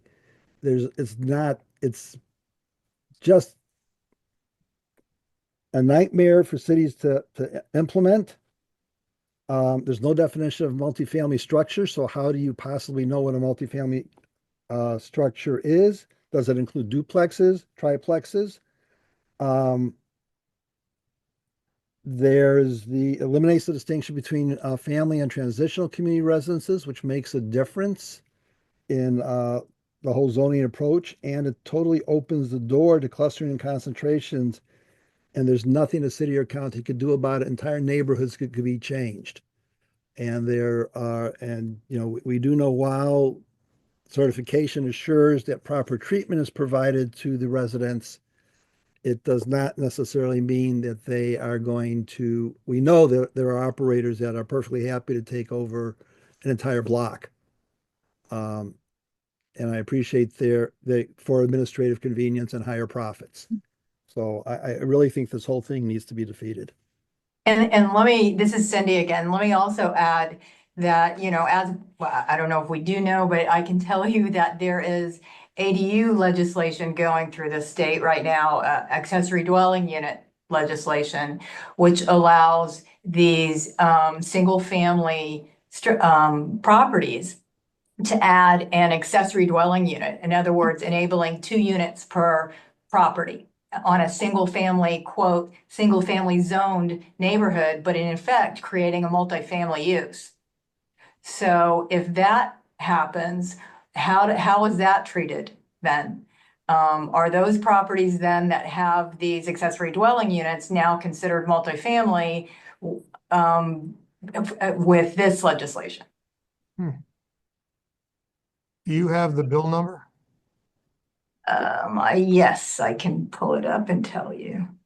One sec. And it's called accessory dwellings? Dwelling units, ADUs. Okay. It's House Bill 247, because I actually was just looking at that earlier today. Thank you. House Bill 247. Okay, that was an early filing.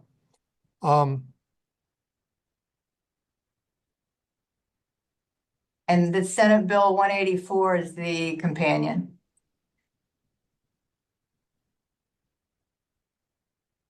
So in a sense, what you're saying is it creates a multifamily district or use within a residential neighborhood.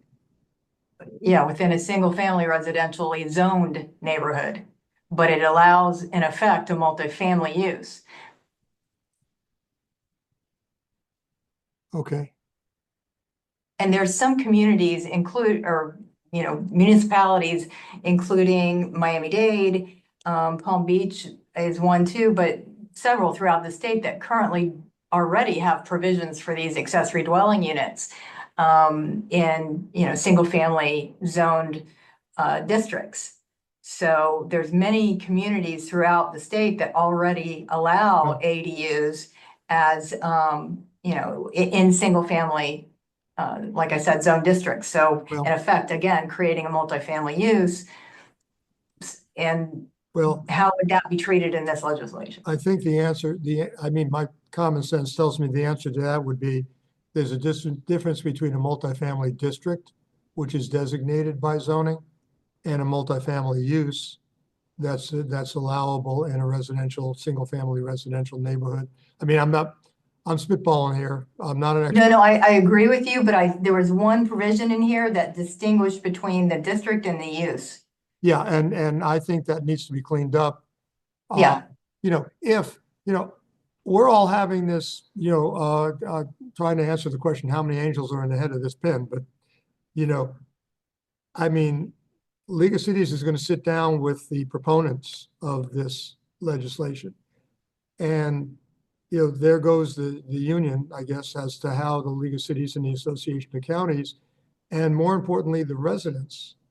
You're talking about, I wish Lori Vinacore was here, Dr. Vinacore.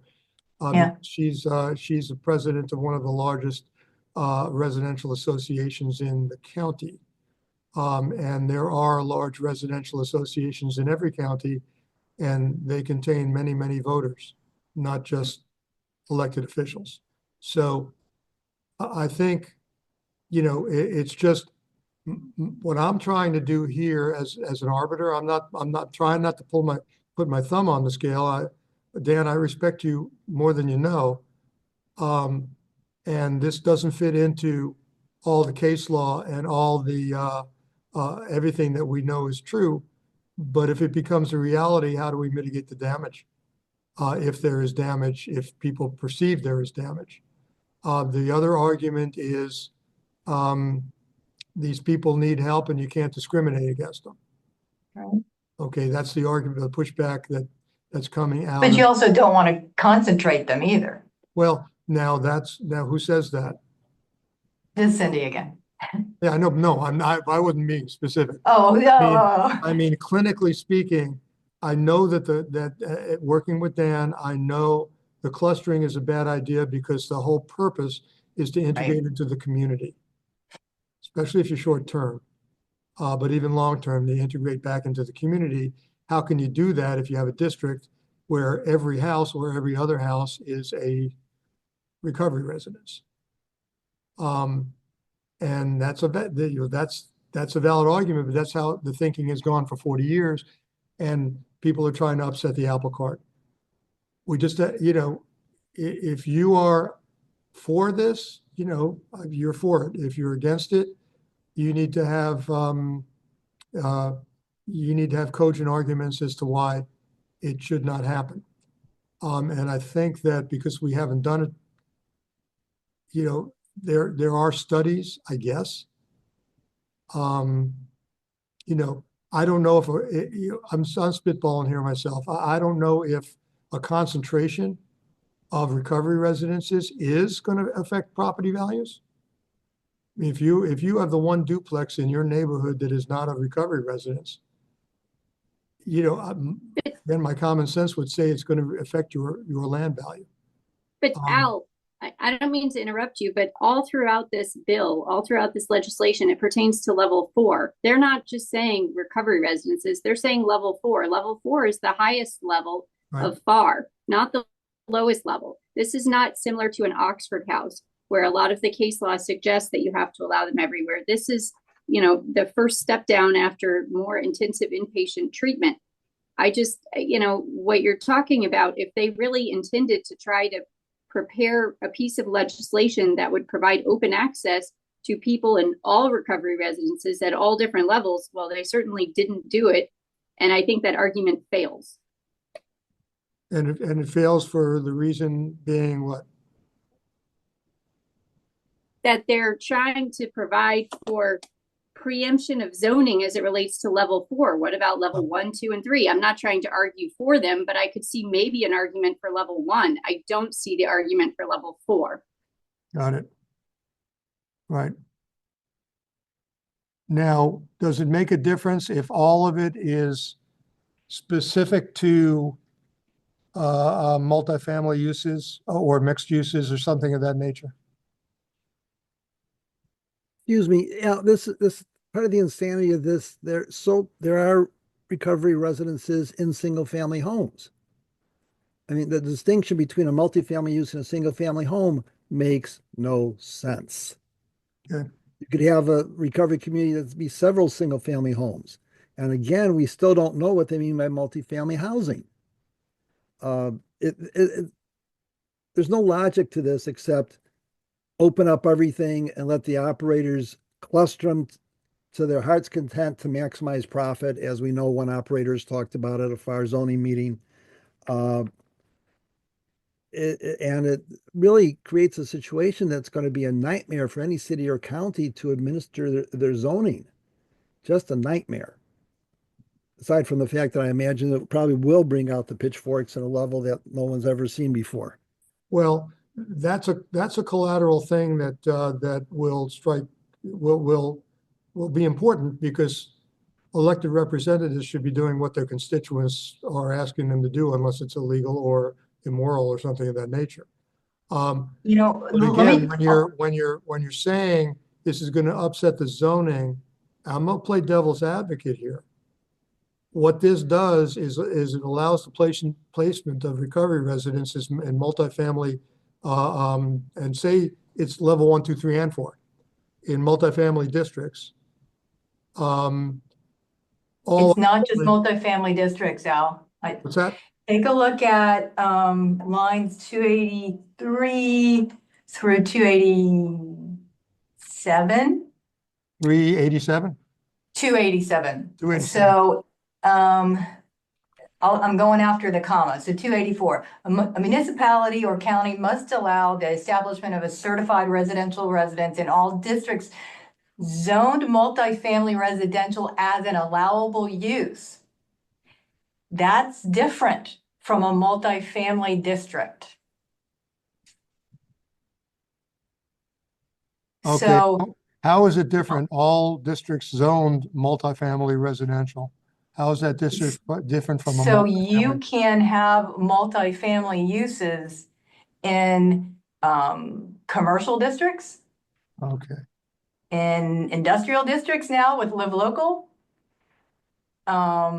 and in other areas with Live Local, that will allow that as we know, the Live Local Act created a preemption from local government or against local governments as far as any of this language, as far as requiring local governments being allowed to require special exceptions, land use changes, blah, blah, blah, for mixed use districts, commercial districts, and industrial districts.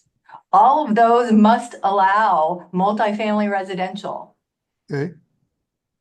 So that doesn't say district. The word district is not there. And it is an allowable use in those other, multifamily residential is an allowable use in those other districts. Okay, but how?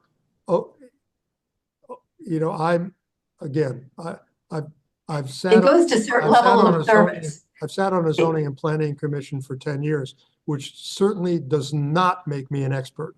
I can tell you that right now. But when I think of commercial mixed use, allowing multifamily. Yep. It's even more of an argument to allow the permitted use. So I'll tell you why it doesn't. You don't have a residential level of service. So the water, the sewage, all of those things, access to, transportation, all of those things are not meant for residential uses.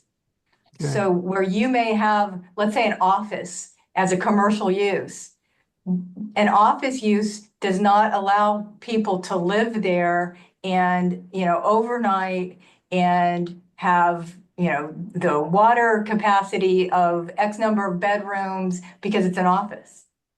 Yeah, but I thought you're talking about a mixed use where you would have multifamily units allowed.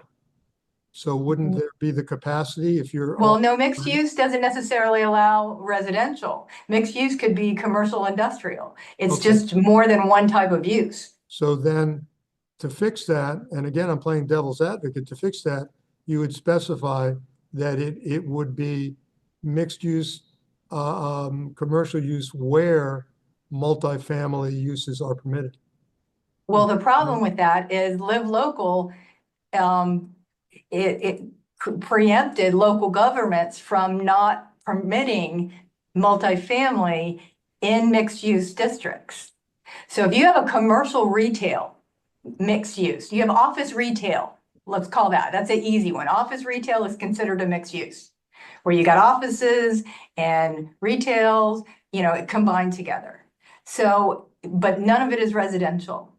That zoning district by the Live Local Act permitted the industry to be able to come to the local government and say, I'm going to put multifamily here instead, and you must allow it.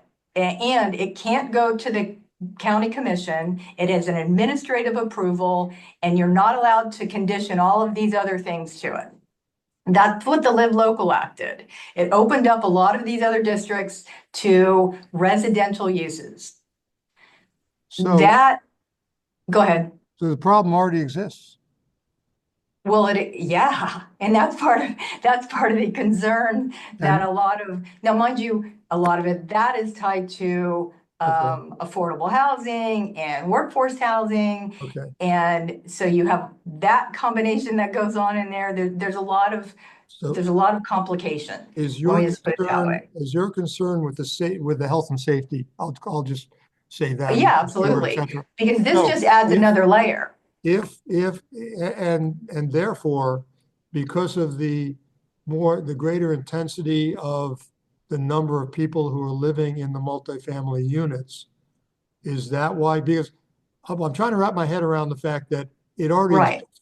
If somebody wants to close down a bird eyes coat factory or whatever, a strip mall, yeah, and wants to make it into apartments, they do it already. So this doesn't change that, except perhaps the density living within the converted multifamily structures. And the concentration. Okay.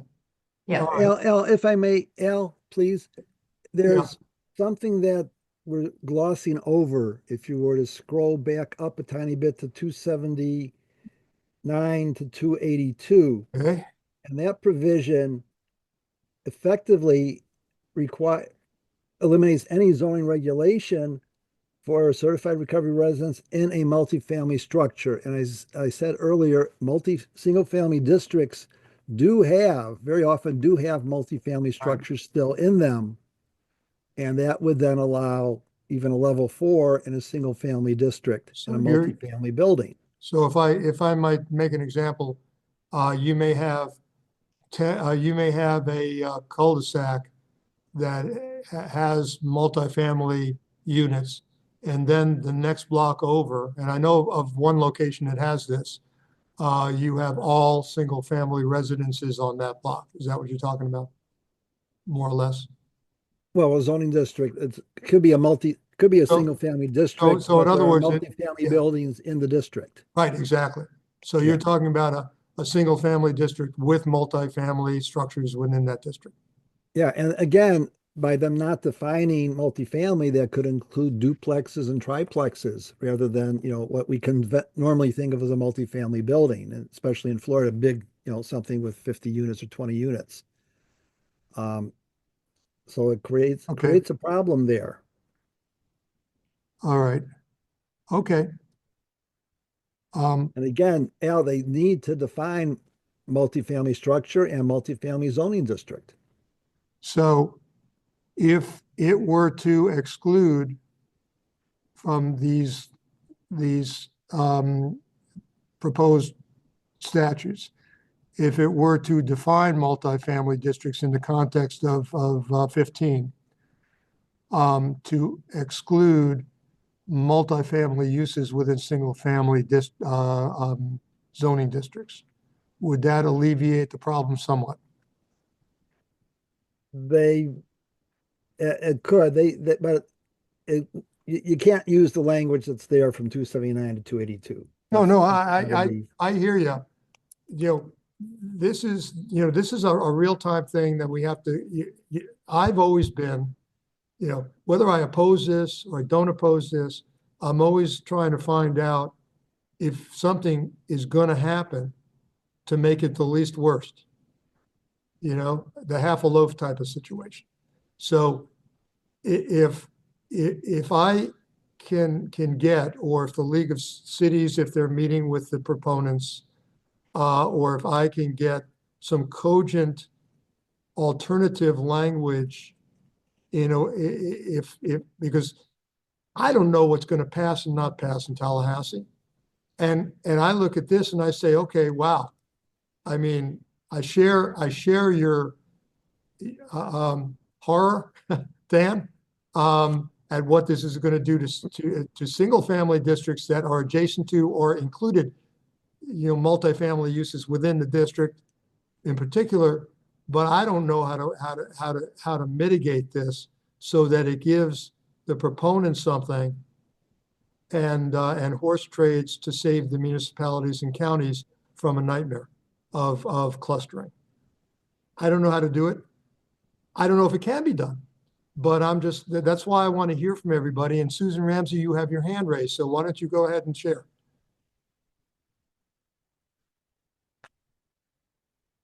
There I am. I'm unmuted. Thank you. Thank you, Al. And I really, really appreciate this discussion because, I am general counsel for the Florida Association of Recovery Residents, and we are not the proponents of this bill. So it is very important for me, who is not a zoning expert, to hear all of these discussions because, our primary goal is to make sure that our, constituents are in safe recovery residence housing, and the health issue and is really of concern, right? Overpopulation of a particular housing area could really, not be a great thing for those who are living in it, especially with sewer and all that other stuff. So it really is helpful to hear from the experts in this space about, what some of the issues are. If in a perfect universe, I would like every neighborhood to welcome recovery residences. But, as a homeowner myself, I certainly understand the other side of this coin. So I really, really do appreciate it. So thank you all for this continued conversation. Okay, thank you, Susan. Let me ask everybody, look to lines 307 to 311. It's the parking thing, and I'm trying to figure out what that says and what that means.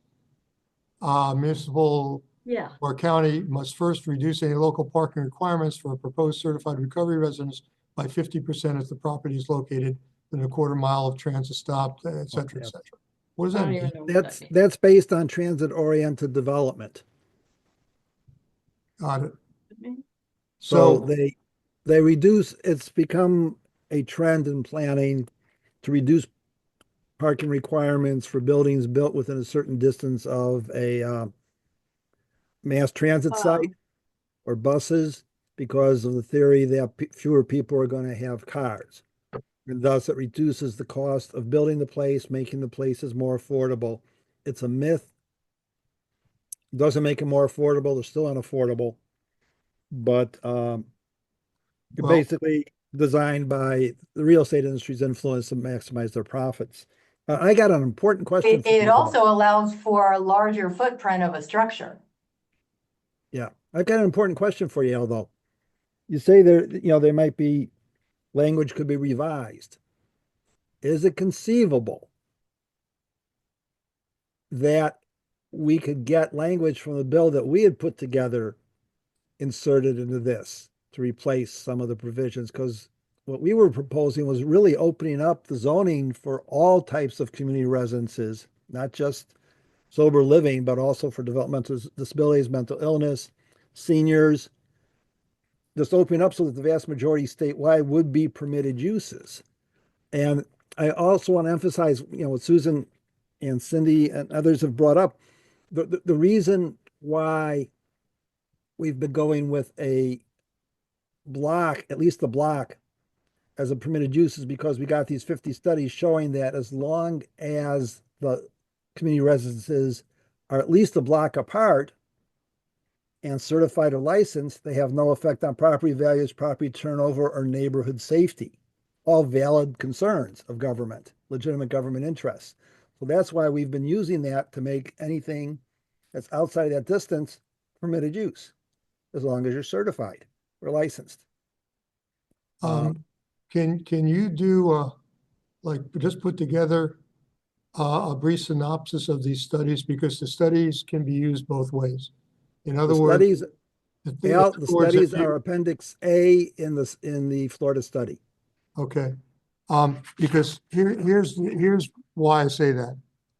One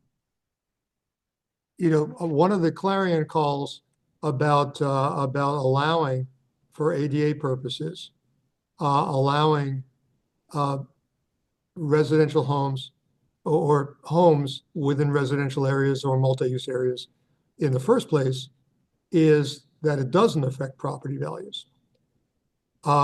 I don't think anybody, and you correct me if I'm wrong, has done a study on something like this, like how the potential to cluster would affect property values.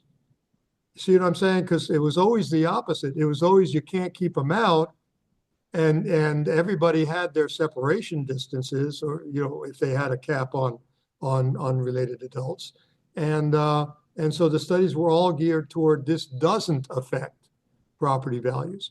If you have 7 homes on a block that are recovery residences, I would imagine there is not a study that says that will. But that's an issue, because the way it gets in there is the fact that it doesn't. So that's one issue.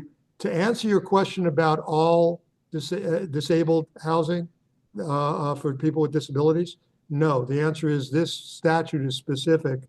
These 397 is specific to this space, which is substance use disorder.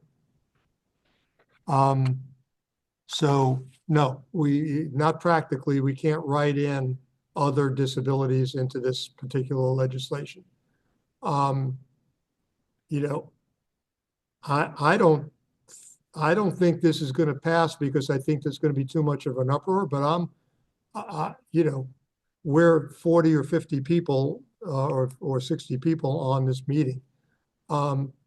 It depends on whether there is an uproar, because I can tell you almost anything can pass if nobody says no or in quantity. So, there may be some good things in this. I guess I want to just kind of wrap this up by saying we've had a discussion about it. We are going to meet in April on Tuesday, the 15th. By then we'll have the strike through, so we'll go through the whole statute, whatever is in there. I don't know what the chances are that this is going to get through this legislative session, but it is definitely moving in terms of it's got some proactive sponsors in the legislature, Senate and House, but they also want to know the good, the bad, and the ugly. This is something where if there is something to educate the legislatures on what to change or what to omit, will have a voice. They will at least receive that message. So, I read this and I have my own opinions about it, but I kind of want to be a broker here between the sides and see, okay, where do we have commonalities? That's why I brought up the non-transient use first. It goes on to say communities can't do anything to stop however many of these are going to go in. So to me, they're two different issues. And maybe there's some commonality where you just can't use the transient nature to exclude, something like that. I don't know. But anybody want to make a final comment? We have one more presentation that's going to take about 10 minutes. We're going to wrap up at 3:30. I've got a call to Texas at 3:30 involving a case. So anybody else want to make a comment before we move on? And we will be looking at the strike all. And, you know, like I said, this bill may not go anywhere this year, but it is a concept that has traction. Terrell, you want the last word? Sure, if that's okay. I have some concerns as well with lines 231 and 232, which talk about instead of removing somebody that no longer meets the background requirements and basically has committed a list of offenses that are provided there in 435.04, they just have to notify DCF.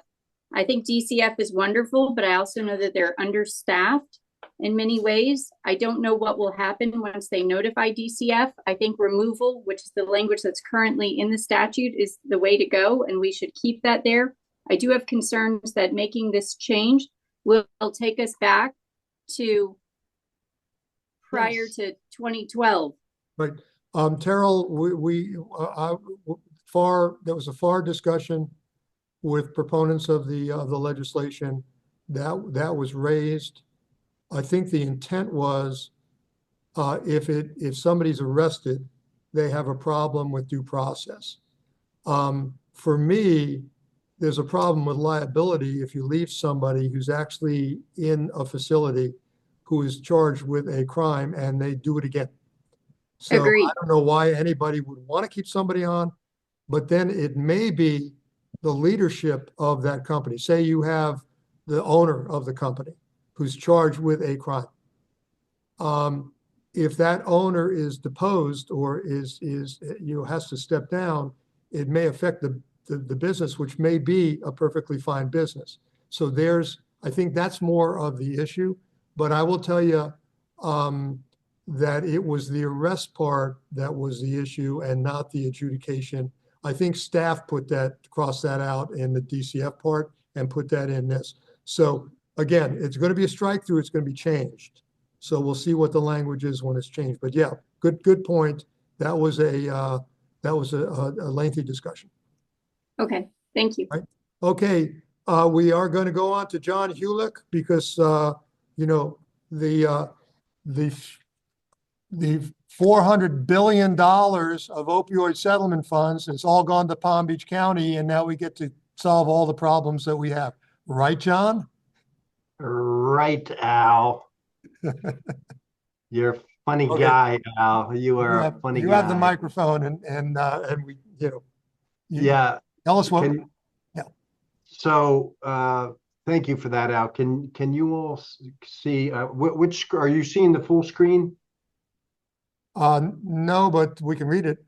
Well, I can read it. If you can make it bigger, that's fine. But yeah, hold on a sec. I don't know why that's not. Oh God! But you can see this, but you can't see my other screen, huh? Well, we can see one screen, and it takes up about half our computer screen. Okay. So, and I'm gonna. I know I'm short on time here, but wanted to appreciate the time out to speak to the task force. We're in the mode of a release of a notice of funding opportunity. One historic, the one new based on the opioid settlement funds. And that was again released on May 7th. I wanted to really assure folks that this notice of funding opportunity was not developed in a vacuum. And what I'm going to do, if I'm able to, is drop in some links at some point, one of which, this is the highest level overview of our body of work. So I will drop in some links to a much more detailed presentation about the NOFO. I also will be referring to the master plan, and its appendices. I will drop those links in. So for those that don't know, the Board of County Commissioners approved the establishment of an advisory committee on behavioral health and substance use and co-occurring disorders, and that was November 1st of 2022. What predated the establishment of that was a steering committee that was operationalized in 2019. And that was a recommendation of the initial opioid epidemic response report approved by the commissioners in April of 2017, which also included the recommendation that the county should appoint a quote unquote drug czar to lead the opioid epidemic response, that being moi. And I've been here almost now 7 years. The committee is comprised of ex officio members. There's many folks here on this call that are ex officio members, and it's also comprised of individuals with lived experience as well as subject matter expertise. Many of those are parents of loss or affected family members or people in recovery, of which I am one of those. And March 12th, last week, I celebrated 39 years of continuous recovery. So I've been on this journey for quite a long while, and I always joke that I got sober at 12. But I think it's important for the committee to know, and frankly, the community to know, what the committee's responsibilities are. It's first and foremost charged with enhancing the county's capacity and effectiveness in formulating behavioral health, substance use disorder policies, and recommendations related to provision of services to its citizens. It's also responsible for making recommendations on responding to the opioid epidemic, which we know to be the opioid settlement dollars, as well required to submit an annual plan, which I will be referring to more, and recommend any changes that improve the quality, long-term recovery outcomes, and coordination of these services. Now, I've quietly existed in 7 years, but when you do bring an influx of resources into the equation, I can tell you, folks wanted to suddenly become my friend. So how the plan is structured is, in terms of some of our recommendations, what we call the overarching recommendations, which is a prioritization of the 8 strategic areas and subcommittees that we have.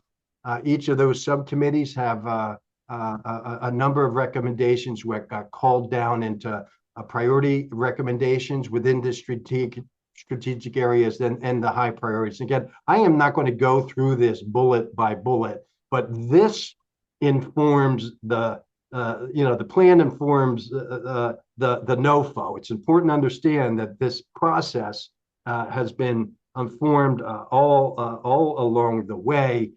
This has been vetted through a number of eyes, not just subcommittee members, but full committee members, of which I know Maureen's I think was on the call. She served as past chair. Lissa Franklin serves currently as a vice chair, and Pastor Ray Whiteley with Healing Hands Ministry and Trinity Counseling is the current chair. This is, I think, unique across the country. We actually solicited 2 weeks of public comment, which was analyzed over 36, around 36 or more entities or individuals, provided suggestions, recommendations, literally 150 distinct thoughts that had to be analyzed and incorporated into the plan. So I'm really proud of our work. Most organizations, I think, work has to operate by mission and vision. And again, you'll see this reflected in front of you. And first and foremost, the aim is to ensure access to individualized, person-centered, recovery-oriented care and supports through integrated and coordinated services that uses a no wrong door approach for Palm Beach County's residents in needs. And then we get into the vision. Again, I'm not going to cover that specifically. I want to just say too, that this was vetted, tightly, with again a lot of set of eyeballs. Going back, and I won't quickly. One of important parts of the recommendations you saw were the opioid settlement recommendations, which were the 12 distinct recommendations. The one that drew the most attention was the recommendation, again, unique to the nation, that 90% of opioid settlement dollars should be used for social determinants of health, and 10% of those dollars used for deep end treatment. So we're very clear over time and in the growth of our work that any programs and services that are funded by the opioid settlement dollars, or the second pot of money that's out to bid is the financially assisted agency dollars and the behavioral health category. Again, that's historic dollars, but they are absolutely to be funded and shall be provided within the Palm Beach County resilience and recovery ecosystem of care. Again, I am not going to spend a lot of time here. I would,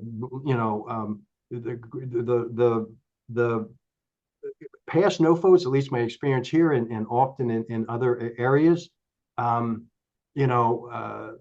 providers want to submit an application and submit a pet project, and they'll shoehorn what the purchaser wants. In this case, we're very clear. The opportunity to shoehorn is not going to be presented. You're going to have to absolutely demonstrate how your proposal fits within the ecosystem. You're going to have to do a crosswalk. We have a sample crosswalk in the NOFO between this opioid settlement recommendation, between indicators and outcomes. So we're going to, particularly with this new pot of dollars, going to be very mindful of that moving forward. The other thing that in terms of our work is the absolute critical nature of resilience and how it factors into longer term recovery outcome, how it frankly factors into preventative measures, both primary, secondary, or tertiary prevention. The body of work, the master plan highlights a number of initiatives taken not only by Palm Beach County government, but the healthcare district, the managing entity, again, that is absolutely reflected. It also then highlights the recovery capital framework, which we have tied all of our work to a Florida Atlantic University partnership and its School of Social Work. We had a federal grant project that was a research project, and we've now had a number of peer-reviewed articles, and that evidence now, peer-reviewed work, has significantly influenced what you see in the notice of funding opportunity. Risk resilience, what we know as personal, social, cultural capital, and what are high-risk factors, what are resilience factors, and these are really not new to us who have worked and toiled in the field for so long. And we're constantly doing data analysis around this, and what are some of the relationships that we're finding between indicators within, say, the social capital domain, or other domains. And as recently as yesterday, received some preliminary analysis between our resiliency indicators and domestic violence, and it really is raising for us a lot of potential for predictive identification and preventative types of support. So this is really core value for us and has to be considered in any NOFO application. So opioid settlement, what are our specific categories?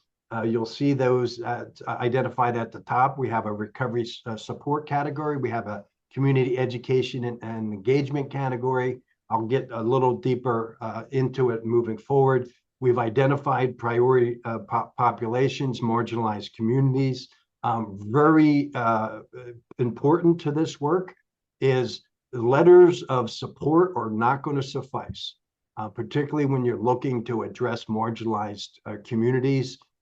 There has to be a demonstration of not only collaboration, and one of our advisory committee members said at our last meeting, we do the work, and the provider gets paid. So that's definitely not what we're looking for here. We want to see a demonstration of involvement from planning and development right on through execution and subawards.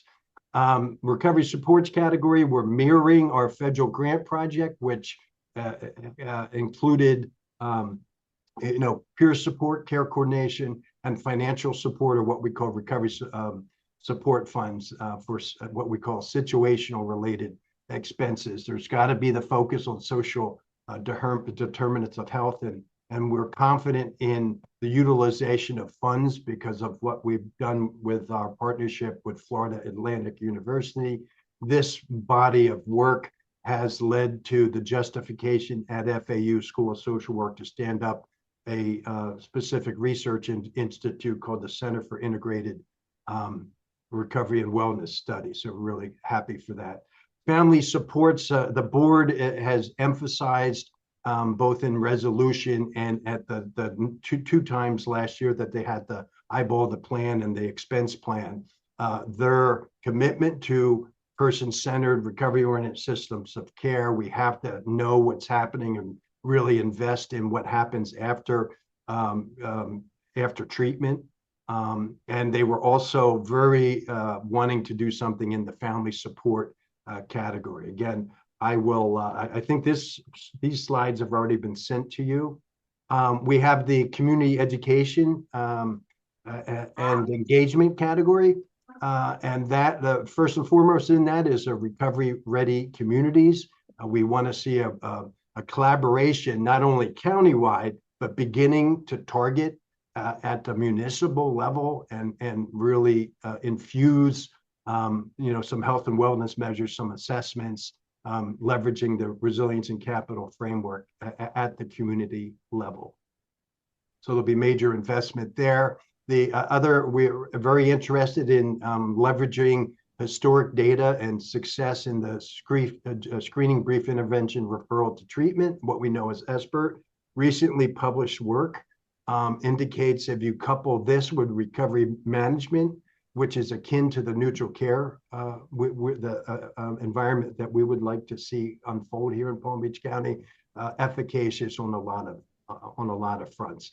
Community, what's that? John, can I just interrupt for just a second? I've got to take a call from out of state regarding a case. Number one, what you have up there is 76-page report. You gave us 21 slides, which we sent out to everybody, but they don't have this document that you're showing us. So if you want to send that to Mary Ann and she'll send it out to everybody. Yeah. Number one. And number two, if you give everybody, if your contact numbers in somewhere here, so if anybody has a question about funding, they can call you or. Yeah. We'll drop my email and I'll drop the links in, and we're almost through. So. Okay, go ahead and finish up. Yep. But Mary Ann's going to close out the meeting. I want to thank everybody for your patience and for your input, and we'll see you in April 14th, April 15th, Tuesday, to do the legislation. Thank you. Go ahead, John. Thanks, Al. So we want to enhance and expand our drug disposal programs here in Palm Beach County. And again, for the opioid settlement dollars, the 10% settlement dollars, annualized, we want to is dedicated. The priority population for those dollars are pregnant and parenting women. When you look at the actual allocation, where you can see this breakout. There's a total of almost $4.3 million that's going out to bid. There are other categories initiatives that are being worked on primarily in the housing space. One, recovery residence capacity, again mirroring what we did with our federal grant project. The other one is working with our Housing and Economic Development Division to build out actually recovery apartment capacity, what we know as calling a recovery and wellness village coupled with recovery supports. Indiana's doing, I swear they're reading our playbook. Indiana's doing something similar. New Hampshire, not so much on the building out apartment capacity. but more along the lines of supportive housing and recovery residents. So we're very excited about that. So over through 2039, we have available to 122 million plus through 2039. We made the choice to annualize that amount over that entire period because we did have accrued revenue. Some individuals were interested in spending it all up front, and I said that's not a really healthy way to budget. So we're glad for that. The second category, again, is of funding dollars is what we call our FAA dollars. Again, influenced in terms of what our expectations are by the master plan. First, it's the same marginalized population language you will see, and what our expectations are in terms of really meaningfully involving the community members in the development of proposals and subsequent. So we have the support services category that includes crisis support, case management, peer support, housing supportive services, and supportive employment. And then we have the more clinical, which is the community-based treatment and services category. That's on the outpatient side of the equation, in-home or on-site day treatment. We do have the deep end treatment category with the FAA dollars. And the allocation total there is about almost $5.5 million. Again, they're a historic pot of dollars. But the opioid settlement funding is new dollars. So that, my friends, is it in a nutshell. And I would be glad to answer any questions. But in the meantime, what I'm going to do is stop share and to drop into the chat.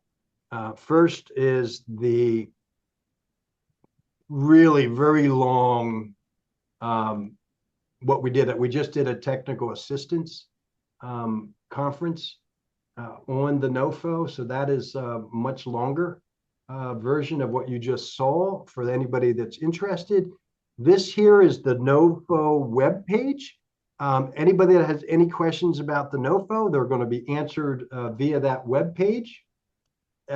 This, my friends, is going to be the actual master plan itself, and that is the deepest of deep dives over where we've been, where we're at, where we're going, and lots of other federal bodies of work that have helped to inform us along the way. And lastly, a very nice appendices for those that really want to do a lot of reading. So appreciate everybody's time and attention on getting this done, and be glad to answer any questions. If not, I bid you a wonderful rest of the afternoon. Thanks, John. And congratulations. Yeah, thank you, my friend. Appreciate it. As you know, Al left us. He had to take a call. Thank you so much. I'll be back in the office on Friday, and I'll send out the invites for the April meeting and for our May meeting, which would be May 15th. So it's May 14th, April 15th and May 14th.